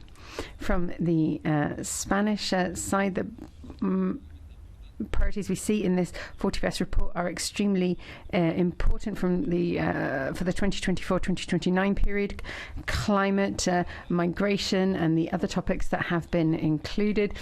It will be important also in terms of gender equality, the representation of women in the European Parliament, and specifically from Spain's perspective,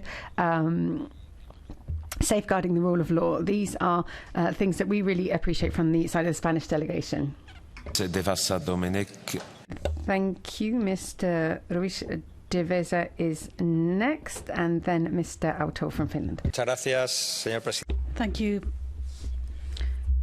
I'd like to begin by thanking the Belgian presidency for organising today's event, and also recognise the work of the European Parliament delegation headed by President Othmar Karas. At this point in time, we are building a strong alliance of parliaments between the European Parliament and the national parliaments to really give a push to European reforms and policies.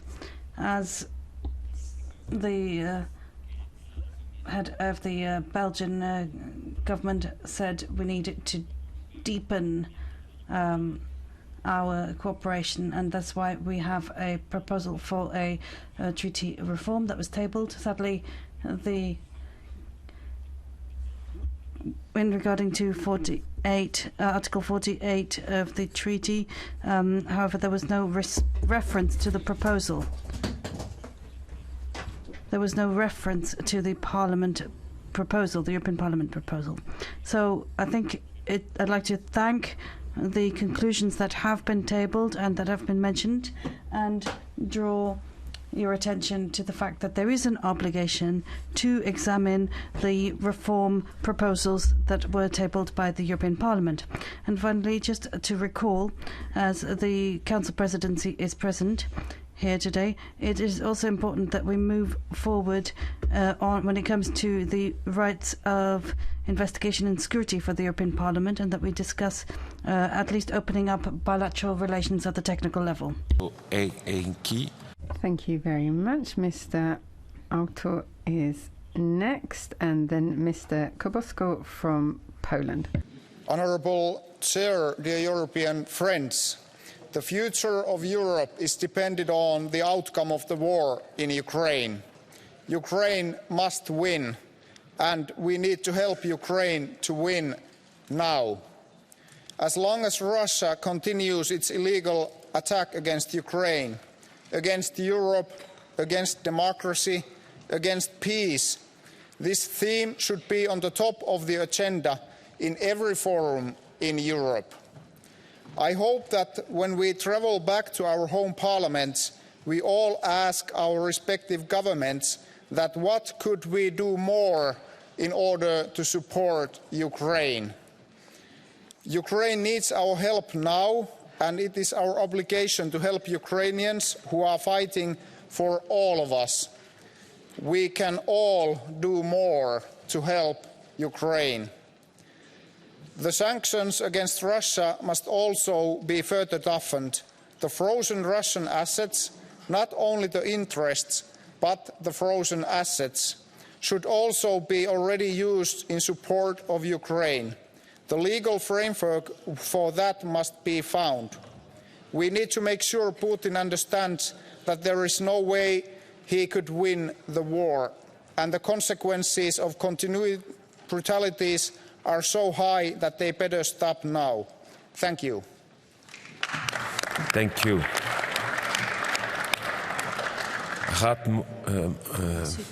Monsieur Kobosko-Mikkel et pour Mr. Miguel Kobosko and Mr. Mokuniaite will follow from Lithuania.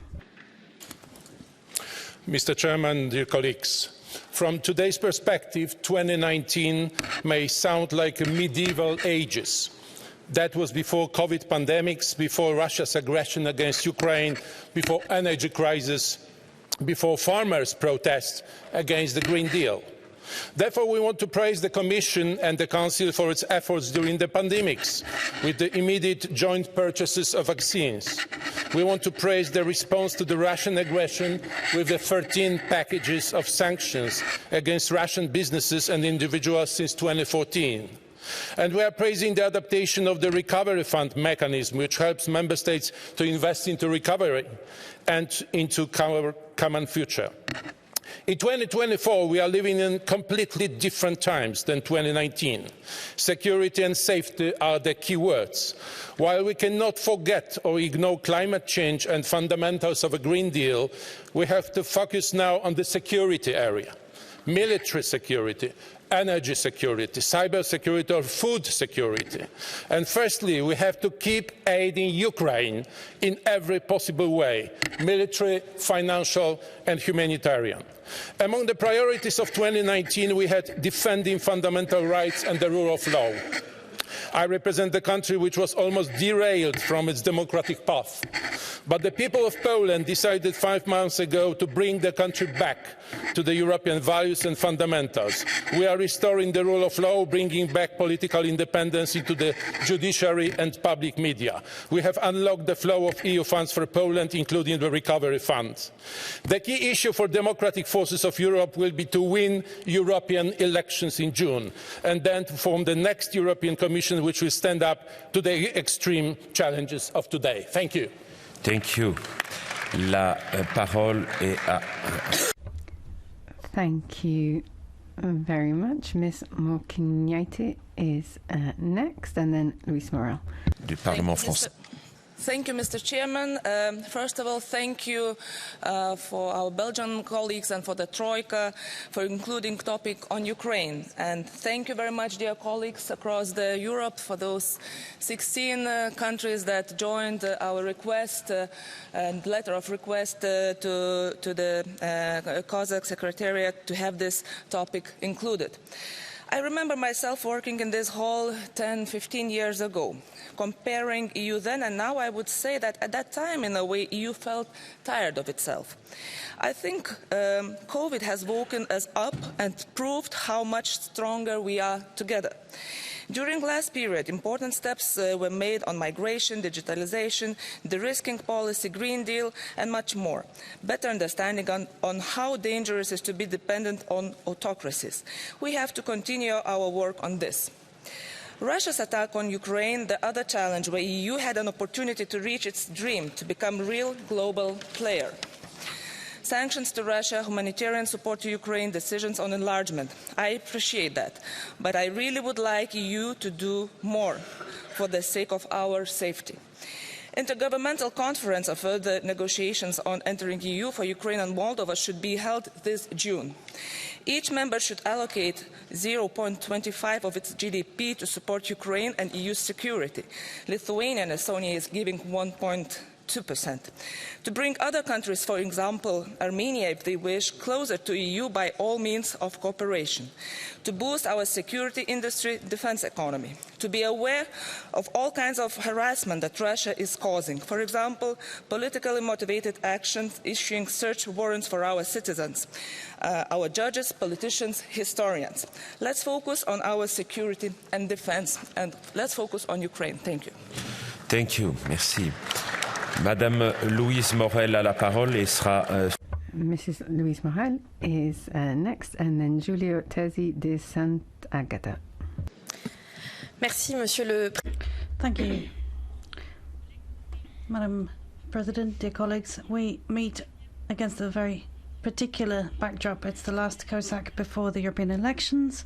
Let me recall that over the past 5 years, the European Union was able to manage the crises as they arose, and pro-European forces were able to rally together around a common aim and focus on building growth on the basis of a clean and circular economy. So I think we can be pleased with the Green Deal and the fact that it will make us the first carbon neutral continent on the world. Now, when it came to the worst ever pandemic in recent history, the European Union was able to grant protection and shield the economy from the risks. And I'm thinking here about the Next Generation EU fund with the support that it gave to the economy and vulnerable sectors. Let me also recall that at the time when Russian tanks were rolling over the border into Ukrainian territory, Europe reacted in a resolute and determined way against an unjustified and brutal invasion. We granted humanitarian, military, financial aid without any precedent. More than 4 million Ukrainian refugees were welcomed, and I think we were able to prove any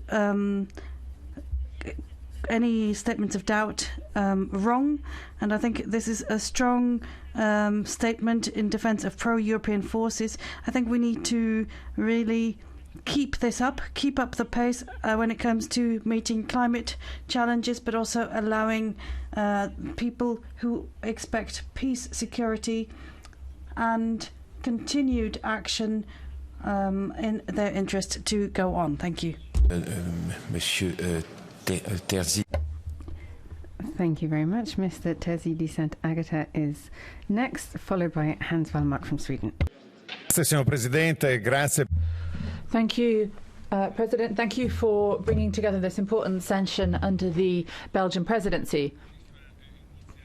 If I may just start with a small procedural question. I fully support the amendment proposed by the French delegation when it comes to food sovereignty for the European Union. On the broader topics that have been set out already, I want to express my full support, comprehension and emphasis of the importance of this COSAC session in understanding, following up and looking at the request from Ukraine. As the speaker from Ukraine said, we need to express our full conviction and support of what she said in this chamber. Accession for Ukraine has to continue. The country has shown extraordinary capacities to reform and to meet European requirements. Ukraine is part of the European family. It needs to receive concrete support when it comes to defence, and Europe's credibility is at stake here. If we're going to support our own defence and security, we need to have bonds for military expenditure. And then we need to look at the trajectory for Western Balkans, Moldova, Albania, and other important countries. We've already heard the importance of the two reports that are currently being drafted from two ex-presidents of Italy, Letta and Draghi. One on the single market and the other on the financial implications of integrating into the European single market. And secondly, when it comes to competitiveness. And I think these reports need to be read closely and ensure that they are worked on in the future. Thank you very much. Next is Hans Wallmark and then Zoltán Tesli from Hungary. Svenska. Kriget. The war of Russia against Ukraine, that is priority number 1, 2 and 3. All areas of our politics have been affected by the attack on our continent. It's not just foreign policy or defense policy, it is all areas of our politics. We, as political representatives of Europe's national parliaments, we need to act. People have questions about how they can contribute, how they can help Ukraine. We need to have this on the top of all of our agendas. I am pleased that we had this letter from the 16 countries with regards to this, but this is something we should be thinking about the whole time. This war affects us all the time. This is something that is happening in our continent. I think it is good that we are trying to find resources to help Ukraine. How can we get more weapons? How can we increase our support? We need to have a greater capacity. we need to look at what we can do. Our agenda has to also be focused on what Russland really is. All the parties in the Swedish parliament are agreed that Russia is nationalistic, imperialistic. We see the direction that it's going in, this neo-Stalinist tendency, and this is something that we should be focused on in our agendas. Thank you.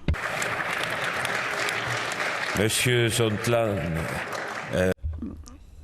Ms. Zoltán Teszeli from Hungary is next and will be followed by Anton Hofreder from Germany. Thank you, Madam President, and thank you for the congratulations. First of all, I also would like to congratulate the Belgian presidency for the work done, including the 71st plenary, COSAC plenary, and I'd like to wish you a lot of success in the second part of your presidency. The 2019-24 strategy evaluation should invite questions about this, what is at stake in the EU elections in front of us. First, we have to manage illegal migration, and we should stand up for the security of European citizens. The question is if forces that follow this agenda should be majority in the past. What is at stake if the LGBTQ propaganda should be in the forefront, or the European families and political forces that are in favor of children and families in Europe. Instead of supporting foreign powers' interests, we should support the European economies, actors of the economy, including actors of agriculture. These forces should be majority in Parliament. The EU resources. The question is if EU resources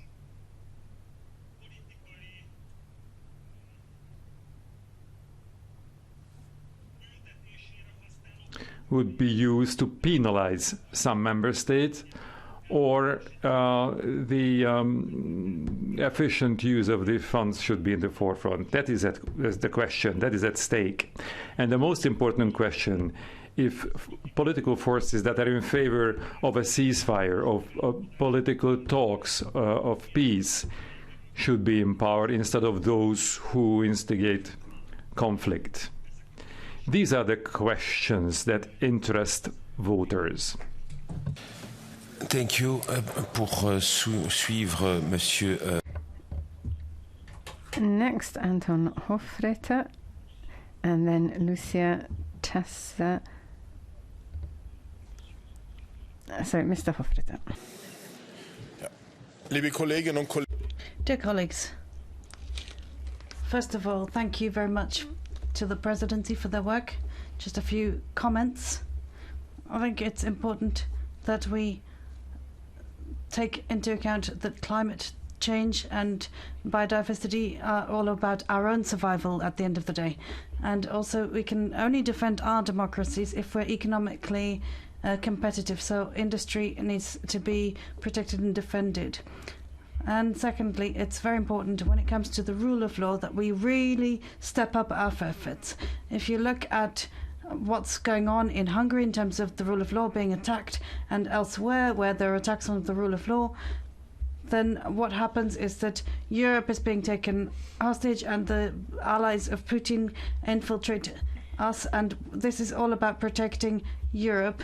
And we need to be aware of the fact that far-right radicals are often allied with Putin. So we've got our opponents sitting alongside us in the parliaments. Let's be clear about that. And finally, Putin's attack, Russia's attack on Ukraine, is an attack on all of us. Democracy itself is being attacked. Ukraine is defending democracy and freedom on all of our behalf. So let me thank the Czech Republic for its initiative when it came to the purchase of artillery and munitions, and we should put pressure on our national governments to ensure that Ukraine gets the support it needs, because if it doesn't get the support it needs and loses the war, we will have millions of Ukrainians who will lose their homes, and we will face the very real risk of Putin attacking other countries and more people and losing their lives. So my plea is to ensure that we get the supplies to Ukraine that it needs. Lucia. Thank you very much, Lucia Tessa from Slovenia, and then Jan Ferenčák from Slovakia. Hvala, Belgija, za organizacijo in to. Thank you for organising this meeting and for the welcome. I'm the youngest member of my parliament, and I want to focus on one key message from my part. We have to be decisive when it comes to climate change, and try not to accelerate climate change in any way. Polls show results when it comes to accepting climate change, but Conservatives are trying to move this problem and solving it to other problems. For too long, we have not reacted in our part of the world. We're increasingly confronted with extreme weather events. In Slovenia, for example, we in August last year had floods,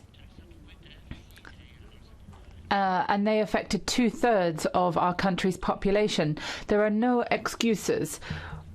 There are no excuses for only focusing on adapting to climate change. We need to be more ambitious in our fight in climate change, and particularly when it comes to our objectives. So that is my appeal.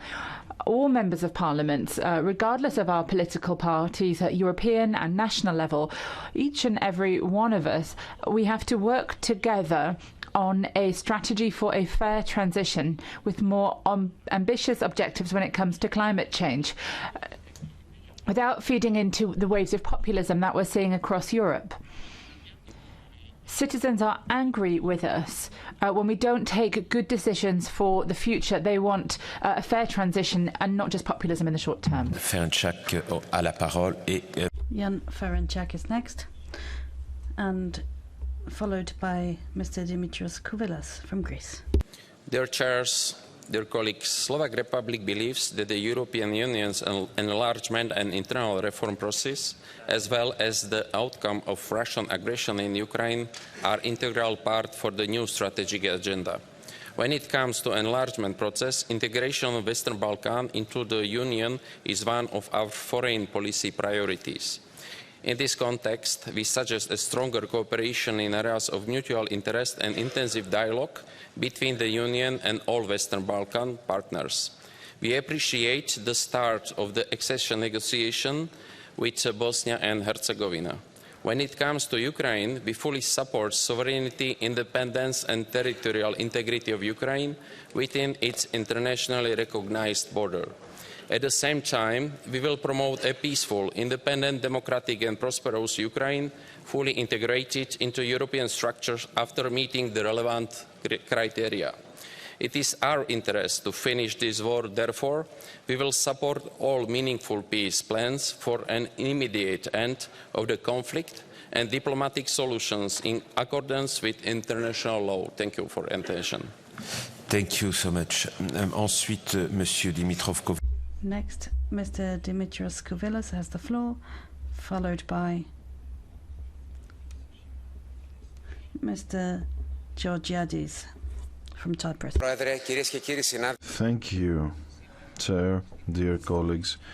Today is the 25th of March, and Greeks all over the world are celebrating the Independence Day of the Greek nation. We had a revolution of 1821 that led to the establishment of modern Greece, and Greeks demonstrated on this day that their will for liberation, from the Ottoman Empire at the time was a very powerful driving force.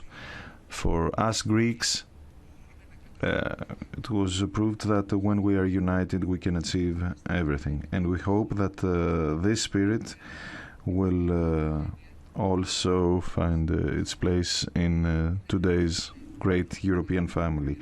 We need to be united in order to have social and economic cohesion, a higher level of democracy and equality for all European citizens, and of course, above all, peace. Only in this way can we have more prosperity for European citizens. The recent visit of the Greek Prime Minister, Mr. Mitsotakis, to the Ukraine demonstrates once more the fact that we want to support Ukraine on its path towards the EU and NATO, and we want to help them defend themselves against any aggression. Also, we want to help rebuild Odessa, which is a very important town for the future of Ukraine. The European elections need very large participation on the behalf of European citizens, because it is about their future for the next 5 years. We have also undertaken in Greece an initiative for postal vote, and that means that we are supporting in this way the enlargement and deepening of democracy. Thank you.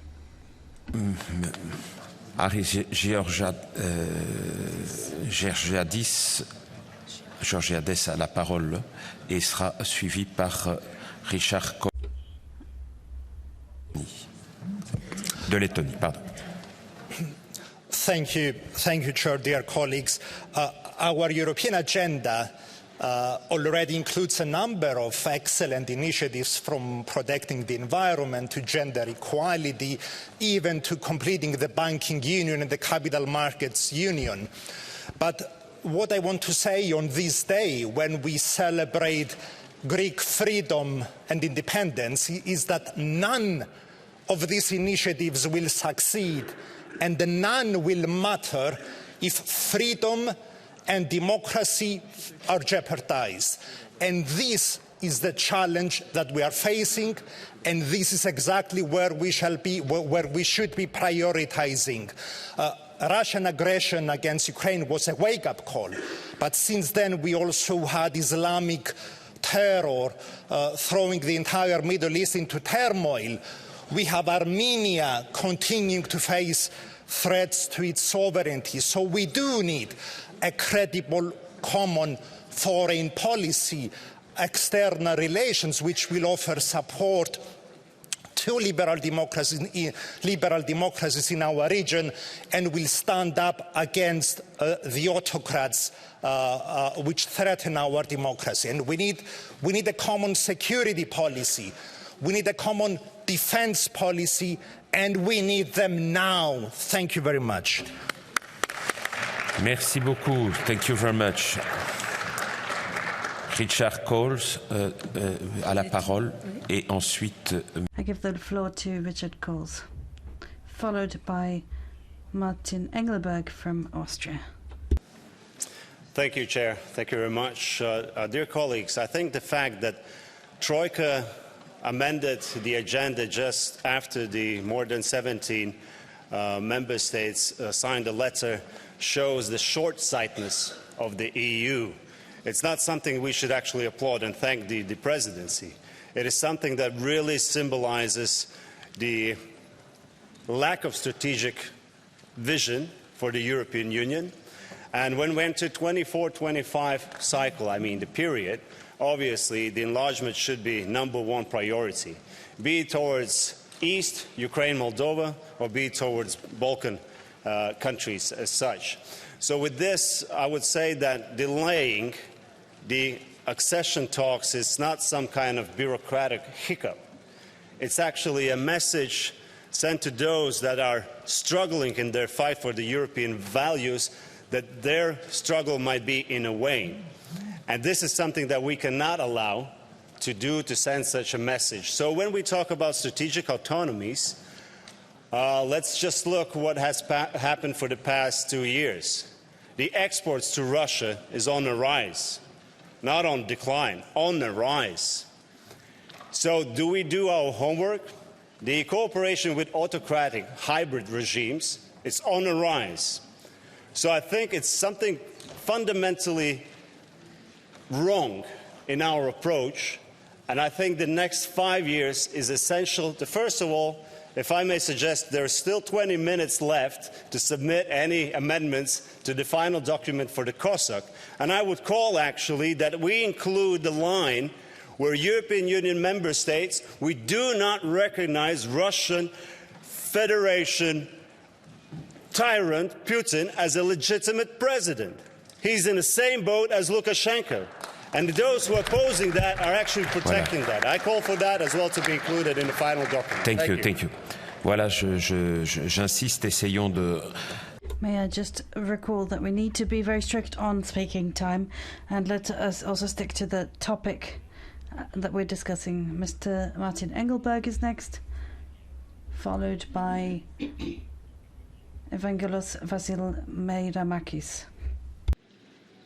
Sehr geehrter Herr Vorsitzender, liebe Kolleginnen und Kollegen. Ladies and gentlemen, colleagues, thank you very much. Just over 2 years ago, Russia's war of aggression against the Ukraine began. The EU faced unprecedented challenges in its foreign and security policy. We have had a number of sanctions packets against Russia. We are military neutral in Austria, but not politically neutral. We stand by the side of Ukraine and provide the humanitarian assistance we can. On the 7th of October, we saw the terrible Hamas massacre against Israeli civilians and the systematic use of sexual violence against women. We continue to monitor the terrible consequences and the increase of anti-Semitism in our country as well. Of the priorities for the next cycle, we think it's important to tackle illegal migration, to tackle criminality. We think the Asylum and Migration Pact is an extremely important and necessary step. It's important to be able to protect our external borders and to stop further migration. I think the EU Migration Pact is an important prerequisite for a functioning Schengen area. The accession of the Western Balkans to the EU is a priority for the EU. When we look at the changing security situation, we need to focus more strongly on this region and to further the integration process. I think the start of accession negotiations with Bosnia, Ukraine and Moldova, based on the criteria and recognition of candidate status for Georgia, as well as we saw in the Council meeting in December 2023, send out important signals, and I think the integration process will be important for citizens. We have the same criteria for candidates. Monsieur Merayak. Thank you. Mr. Memerakis from the European Parliament has the floor, followed by Fernand Karteiser from Luxembourg. Thank you, Chair. Europe during these last 5 years has met some new crises that have really tested our everyday life. So we have seen a redesign of our whole agenda during these past 5 years. We had the pandemic that had very large implications at a social and economic level. War in Ukraine, in the Middle East, we have seen the rise in energy prices, the food crisis, as well as the crisis of the agricultural products. All of these things have tested the reflexes of the EU and have proven that despite the fact that sometimes correctly the EU is accused of being sclerotic, when needed, it can react. We have seen very cheap loans in order for the member states to be able to adapt to the needs of the farmers and the green transition. And in that way, the EU has proven that it can act in unison in order to ensure growth. So the EU is moving boldly forward in favor of these policies. We have also seen these past 5 years initiatives in order to have a stronger voice in culture, the environment, defense, and many other sectors. Of course, there are many things still to be done, and we need, in the next 5 years, to vote for the common agricultural policy, the green transition, to do something about migration, as well as formulate a framework for AI. And we need to have a common defense policy, because 2030 should find the EU powerful against any future crisis. Thank you very much. Kartescher a la parole, suivi de Madame Laura Castelfort, donc d'Espagne. Mr. Kartheiser is next. Merci, Monsieur le Président. Je voudrais... Thank you very much. Can I begin my speech by dedicating a moment of thought to the and sympathy to the victims of the devastating terrorist attack occurred in Moscow. And I think regardless of the country or origin of the people who lost their lives, we must express our solidarity with those victims and their loved ones. We know that our governments will react differently when it comes to different situations, and it will analyse and respond differently. When we hear from the ministerial meetings and their messages, we know that this is a war that Ukraine cannot win this war there, but there's no peace plan. There's a plan that's already been rejected. But what is the actual plan, the path forward to bring peace? Nothing. We know, nevertheless, that the conditions are worsening for Ukraine on the battlefield. We're not seeing willingness to grant sufficient military aid to really turn things around from the US side and other sides, and we're not seeing that no plan is being put together or drafted, no concept for a lasting peaceful future, a future with security. We need to be imaginative, we need to be honest and change the discourse and the rhetoric. Thank you. Ms. Castelfort is next, followed by Mr. Gianni-Cocco. I would like to thank the Troika having the opportunity of discussing, among other issues, which are the political domain we consider to be a priority for the next strategic agenda. Taking into account that within the main objectives have been how to achieve equal opportunities and non-discrimination strategies, how to serve and protect European citizens, how to consolidate a social base, how to defend fundamental rights and freedoms, equality, tolerance and equity. Taking into account all of this, I would like to encourage the Member States to continue their reflections on the consideration of the Catalan language as one of the next official languages of the European Union. The European Union should be a space of fundamental rights and freedoms. Therefore, it should be abandoned any discriminatory approach or even supremacist in the consideration of languages. We should be aware that languages are cultural wealth, not a threat. Languages are how different peoples view the world, how we dream, how we communicate, how we materialize our aspirations. In conclusion, colleagues, for a more united Europe, more inclusion is needed. Thank you, Chair. Merci. Je passe la parole à Gianni-Cocco.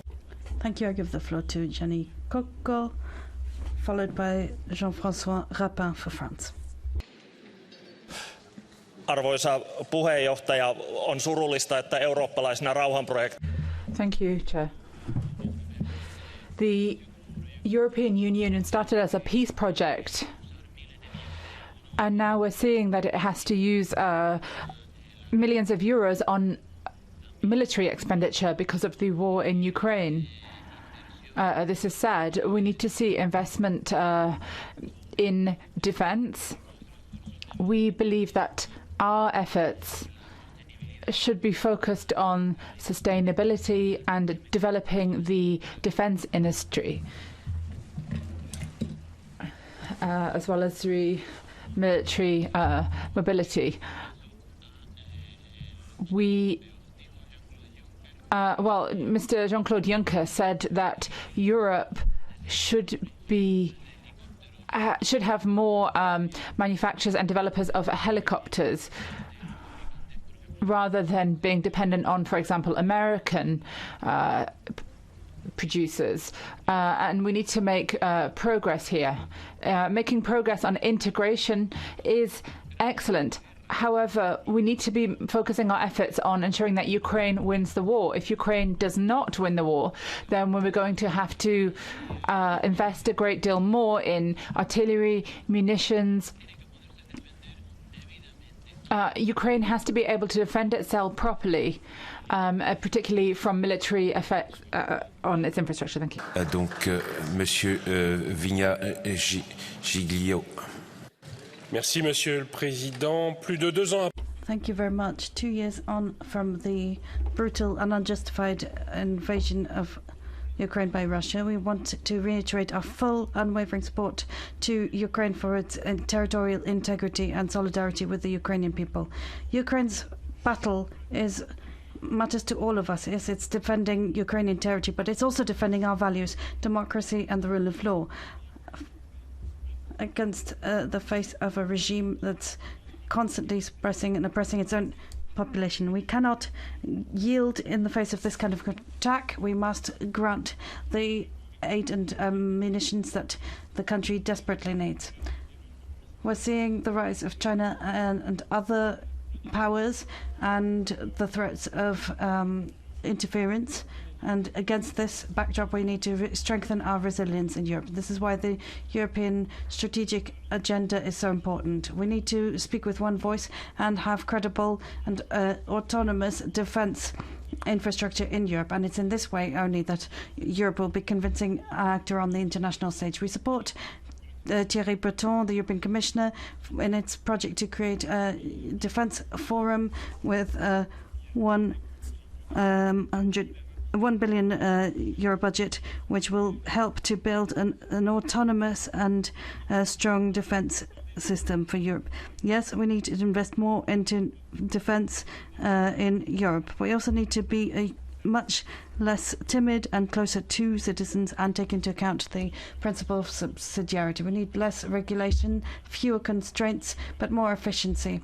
Those should be the hallmarks of the next European agenda and strategy, and that's what we will aim for in the next European elections. And it's in this way that we will combat Euroscepticism and be close to the citizens. Monsieur Giglio Vigna a la parole et il sera suivi par Monsieur. Mr. Giglio Vigna will be the next, followed by David Klobasa. Grazie, signor. Thank you, President, and good morning, colleagues. Italy is doing a great deal when it comes to Ukraine. Just think that this year we will see zero dependency on Russian gas for our economy, our businesses, our workers. This has been a significant commitment, but one that we are making with energy and determination. However, we have to look at the geopolitical situation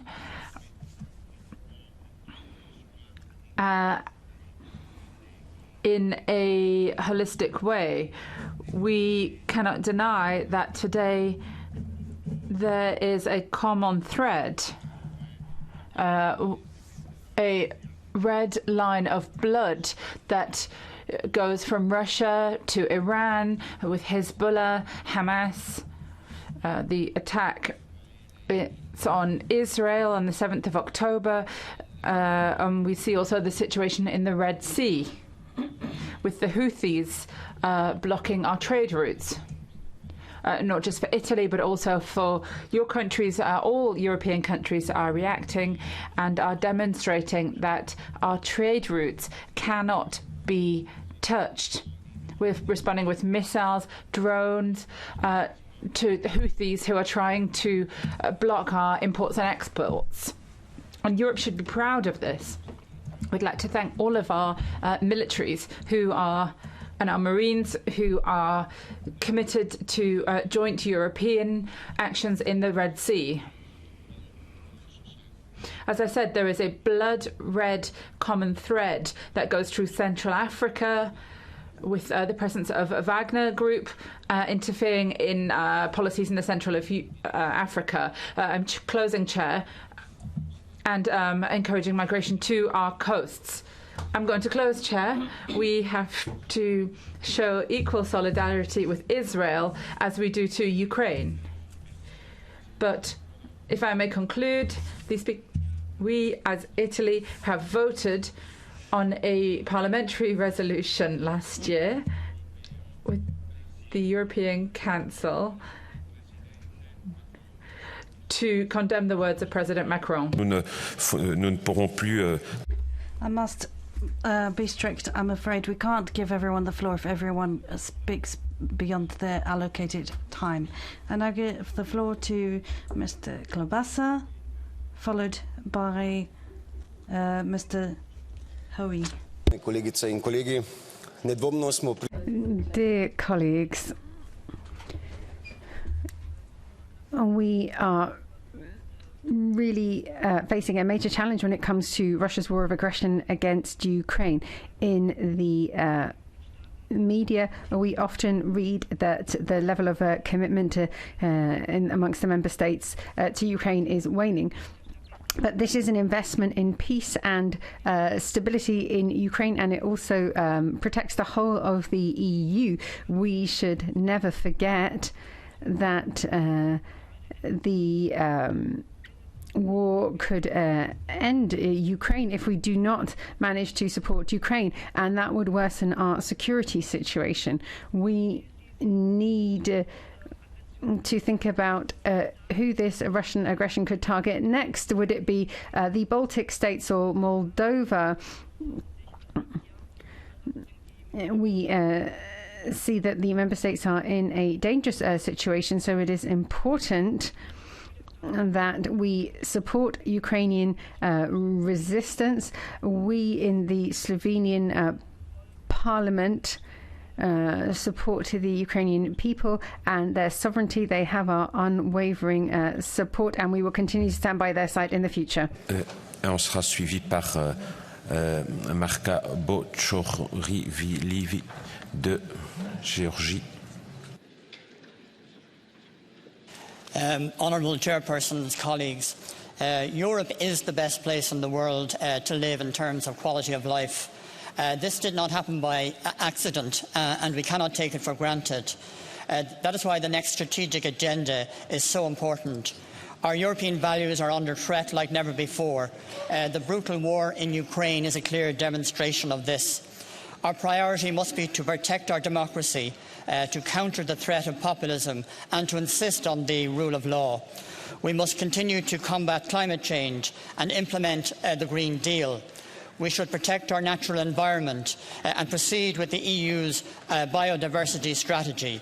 We must create well-paid jobs by making our economy competitive, while at the same time strive to bring about a social Europe. We have to achieve strategic autonomy and address the issues of security and defence. We can achieve all of these. These objectives are not mutually exclusive. We must press ahead, and we cannot accept the status quo. Above everything else, there can be no backsliding, no pushback on what we have achieved so far. So in short, colleagues, we need to believe in ourselves and what we can all achieve together. Thank you. Thank you. Voilà, Maka Bochorishvili à la parole. Suivra Ina Korescu de Moldavie. Give the floor to the next speaker. Thank you, Mr. Chairman. Dear colleagues, European security should be the #1 strategic issue for any European politician today due to Russia's aggressive policy and geopolitical challenges we face. This year marks the 20th anniversary of the EU's biggest enlargement, which widened the space for peace and stability in Europe. We have always been focusing on transformative power of the European Union and its enlargement policy, but it has much bigger importance and role today. Enlargement is a key strategic geopolitical topic related to the future of the European Union, and we have to do everything possible for the success of this policy. Today, Georgia, together with Western Balkan countries, Ukraine and Moldova, is the EU candidate country. We have achieved undeniable, significant progress in advancing key structural reforms throughout the last decade in the process of association with the European Union. Georgia proved to be a reliable partner for the European Union by not just benefiting from its common and security policy, but also contributing to it. Currently, we are focused on addressing 9 steps defined by the European Union, and we are committed to continuing the positive dynamic of aligning with the EU's foreign and security policy, despite obvious risks and immense security challenges we are facing due to the continuous Russian occupation of Georgian regions. An individual approach is necessary, but possibilities for all candidate countries should be similar. Accession negotiations should be launched with all candidate countries without any delay. We all need effective mechanisms for integration and removal of existing barriers where possible to accelerate the process of economic and political integration of the candidate countries into the European Union. Thank you. Thank you. Ina Korescu pour la Moldavie sera suivi. The speaker for Moldova, followed by the speaker from Albania. Chair, distinguished members of the European Parliament, dear friends, Ukraine needs our full support. There is no more urgent task than supporting Ukraine and ensuring peace in Europe. Moldova is right next to Ukraine. What happens in Ukraine will shape Moldova's future. Russia wants to incorporate Moldova into its sphere of influence without taking into account human rights, freedom of expression, and without free elections. It is Moldova's firm choice to live freely in democracy and not under oppression.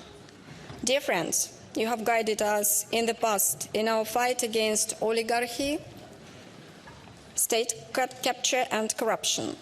Today, in the face of aggression, we count on you while keeping our path to EU accession. This year is a year of a referendum for the EU integration to be organized this autumn, and we need to stay strong in front of an avalanche of propaganda coming from Russian Federation and intoxicating our society.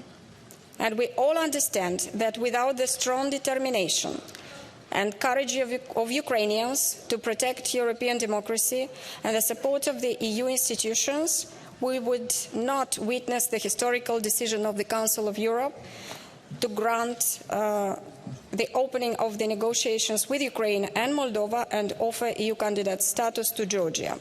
Only together we can face these challenges and build a bigger and stronger union. Moldovans choose peace and Europe. Thank you very Merci.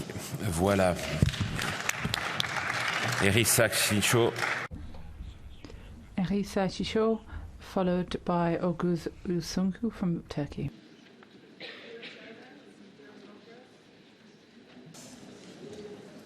Okay. Dear Chairman, dear colleagues, more than 30 years ago, Albania, my country, broke free from the communism regime to cross the threshold of democracy with the great dreams, to become like Europe. Western Balkan country, as a troubled region, without a consolidated tradition of democratic state building, the Western Balkans have been affected in the recent years by a massive immigration. Albania. So to fight this issue, it's important that We must first build Europe in our country, a progress through which we can transform society, lifestyle, and institution to join Europe. A few years ago, there was skepticism from member states about EU enlargement, but today we are in a condition of a war that has been ongoing for more than 2 years on the Union borders. The war in Ukraine serves as a wake-up call for Europe to remind itself that only by being united it can face any risk. Enlargement is the only way to make Europe more united and solid. There are several instruments through which the EU has reached out the Western Balkans. The enlargement plan, ecological transition towards a more digital economy are opportunity not to be missed. Albania is ready to benefit from the opportunity given and awaits to start a discussion on group chapters. Parallel of these efforts, Albania continues to support Ukraine, which needs support more than ever. Also, Kosovo is by our side on the road of European integration. The youngest state in the region has made remarkable progress as it continues the dialogue for the normalization of the relation with Serbia. Thank you so much. The meditation role, just to finish, the meditation role of the European Union is crucial for the process in order to proceed a final agreement between the two countries. Also, 2 years after submitting the application for membership in the Council of Europe, Kosovo... Thank you. Voilà, pour suivre... The next speaker is Oguz Uzunku for Turkey. Thank you, Mr. Chairman. Representing the delegation of the Republic of Turkey, we welcome the recent positive developments in the enlargement policy with the decision to open accession negotiations with Bosnia-Herzegovina, Moldavia and Ukraine, and granting the candidate status to Georgia. We believe that the EU perspective is a must, especially bearing in mind the geopolitical developments in the recent years. But the membership perspective alone cannot sustain stability. More than that, there is a need for a strong political will to finalize the accession process. Referring to these developments, Turkey, as a candidate country, made significant steps towards a full membership since 1999. While the EU has demonstrated a lack of political will to continue the negotiations in the recent years, we believe that the strategic agenda for the next 5 years must contain a strategic vision that is open-minded and taking into account the crucial role of Turkey to address the common challenges we face in our continent, such as energy and food crisis, vulnerabilities of supply chains, scarcity of critical raw materials, migration, as well as security and defense. Thank you.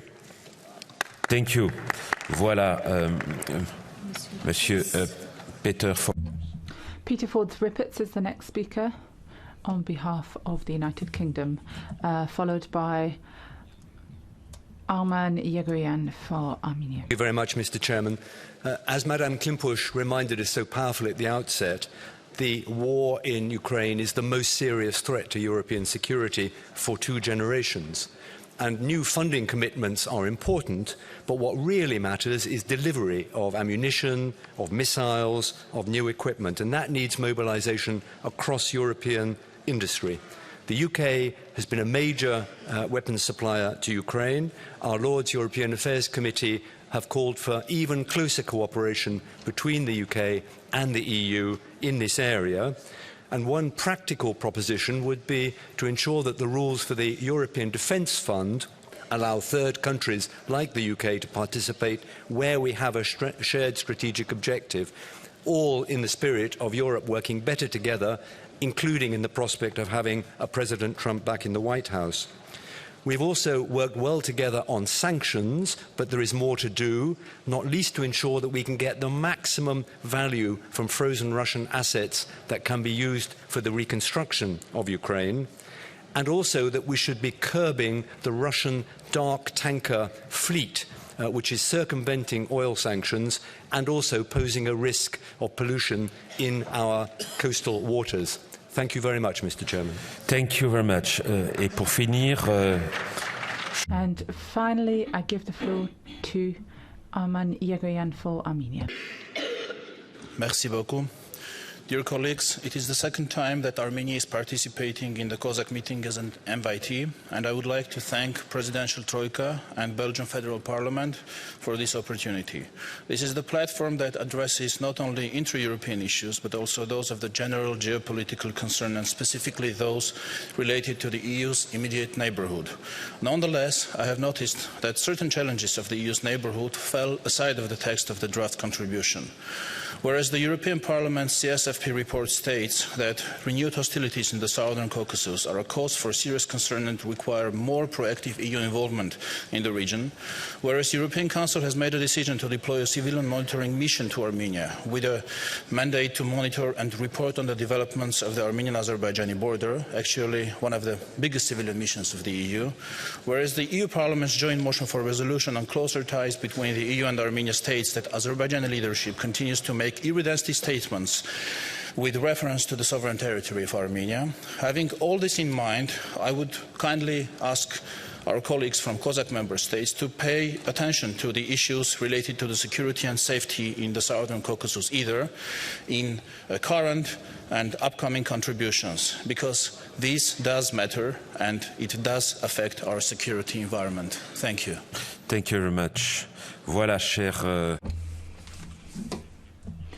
Colleagues, thank you for all of your words. I will now ask Madam Klipush-Tinchade to address a few words to us. You have 3 minutes.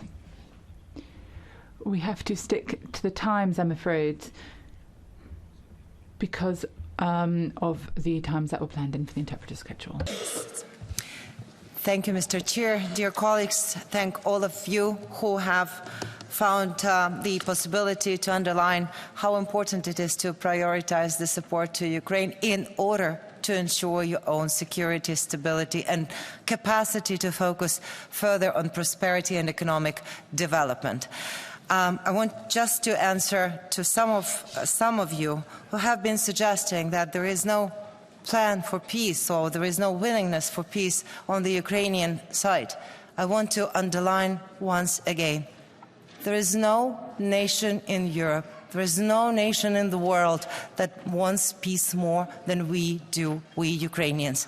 But we also understand that in order to have sustainable security situation, not only in Europe but also worldwide, it is important that we ensure that those ones who attack illegally, brutally their neighbors are defeated, are isolated, are weakened to the extent that they cannot wage another attack, and are punished for all their wrongdoings and all their crimes. So therefore, only having the peace can be reached only by having your common unity, your strength, your resolve,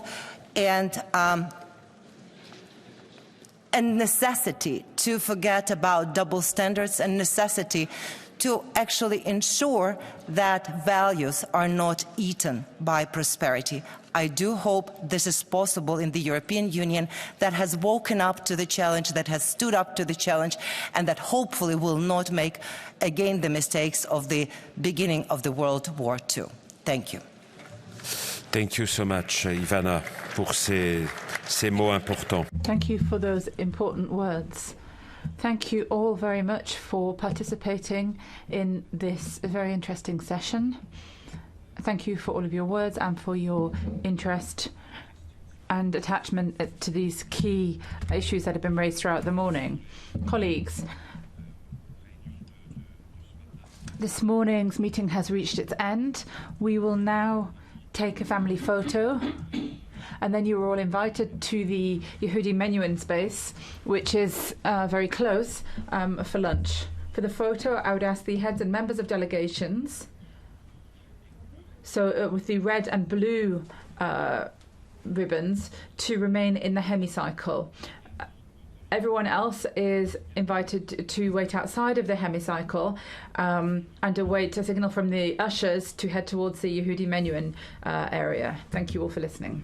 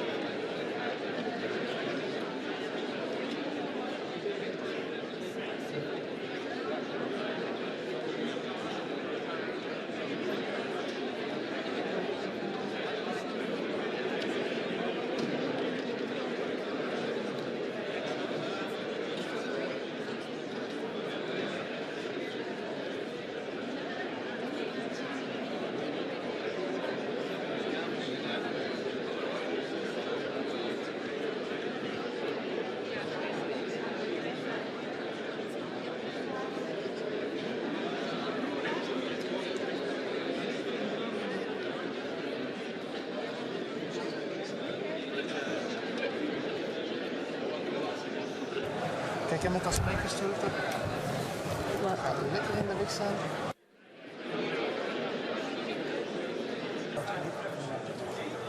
Ja, ze begint.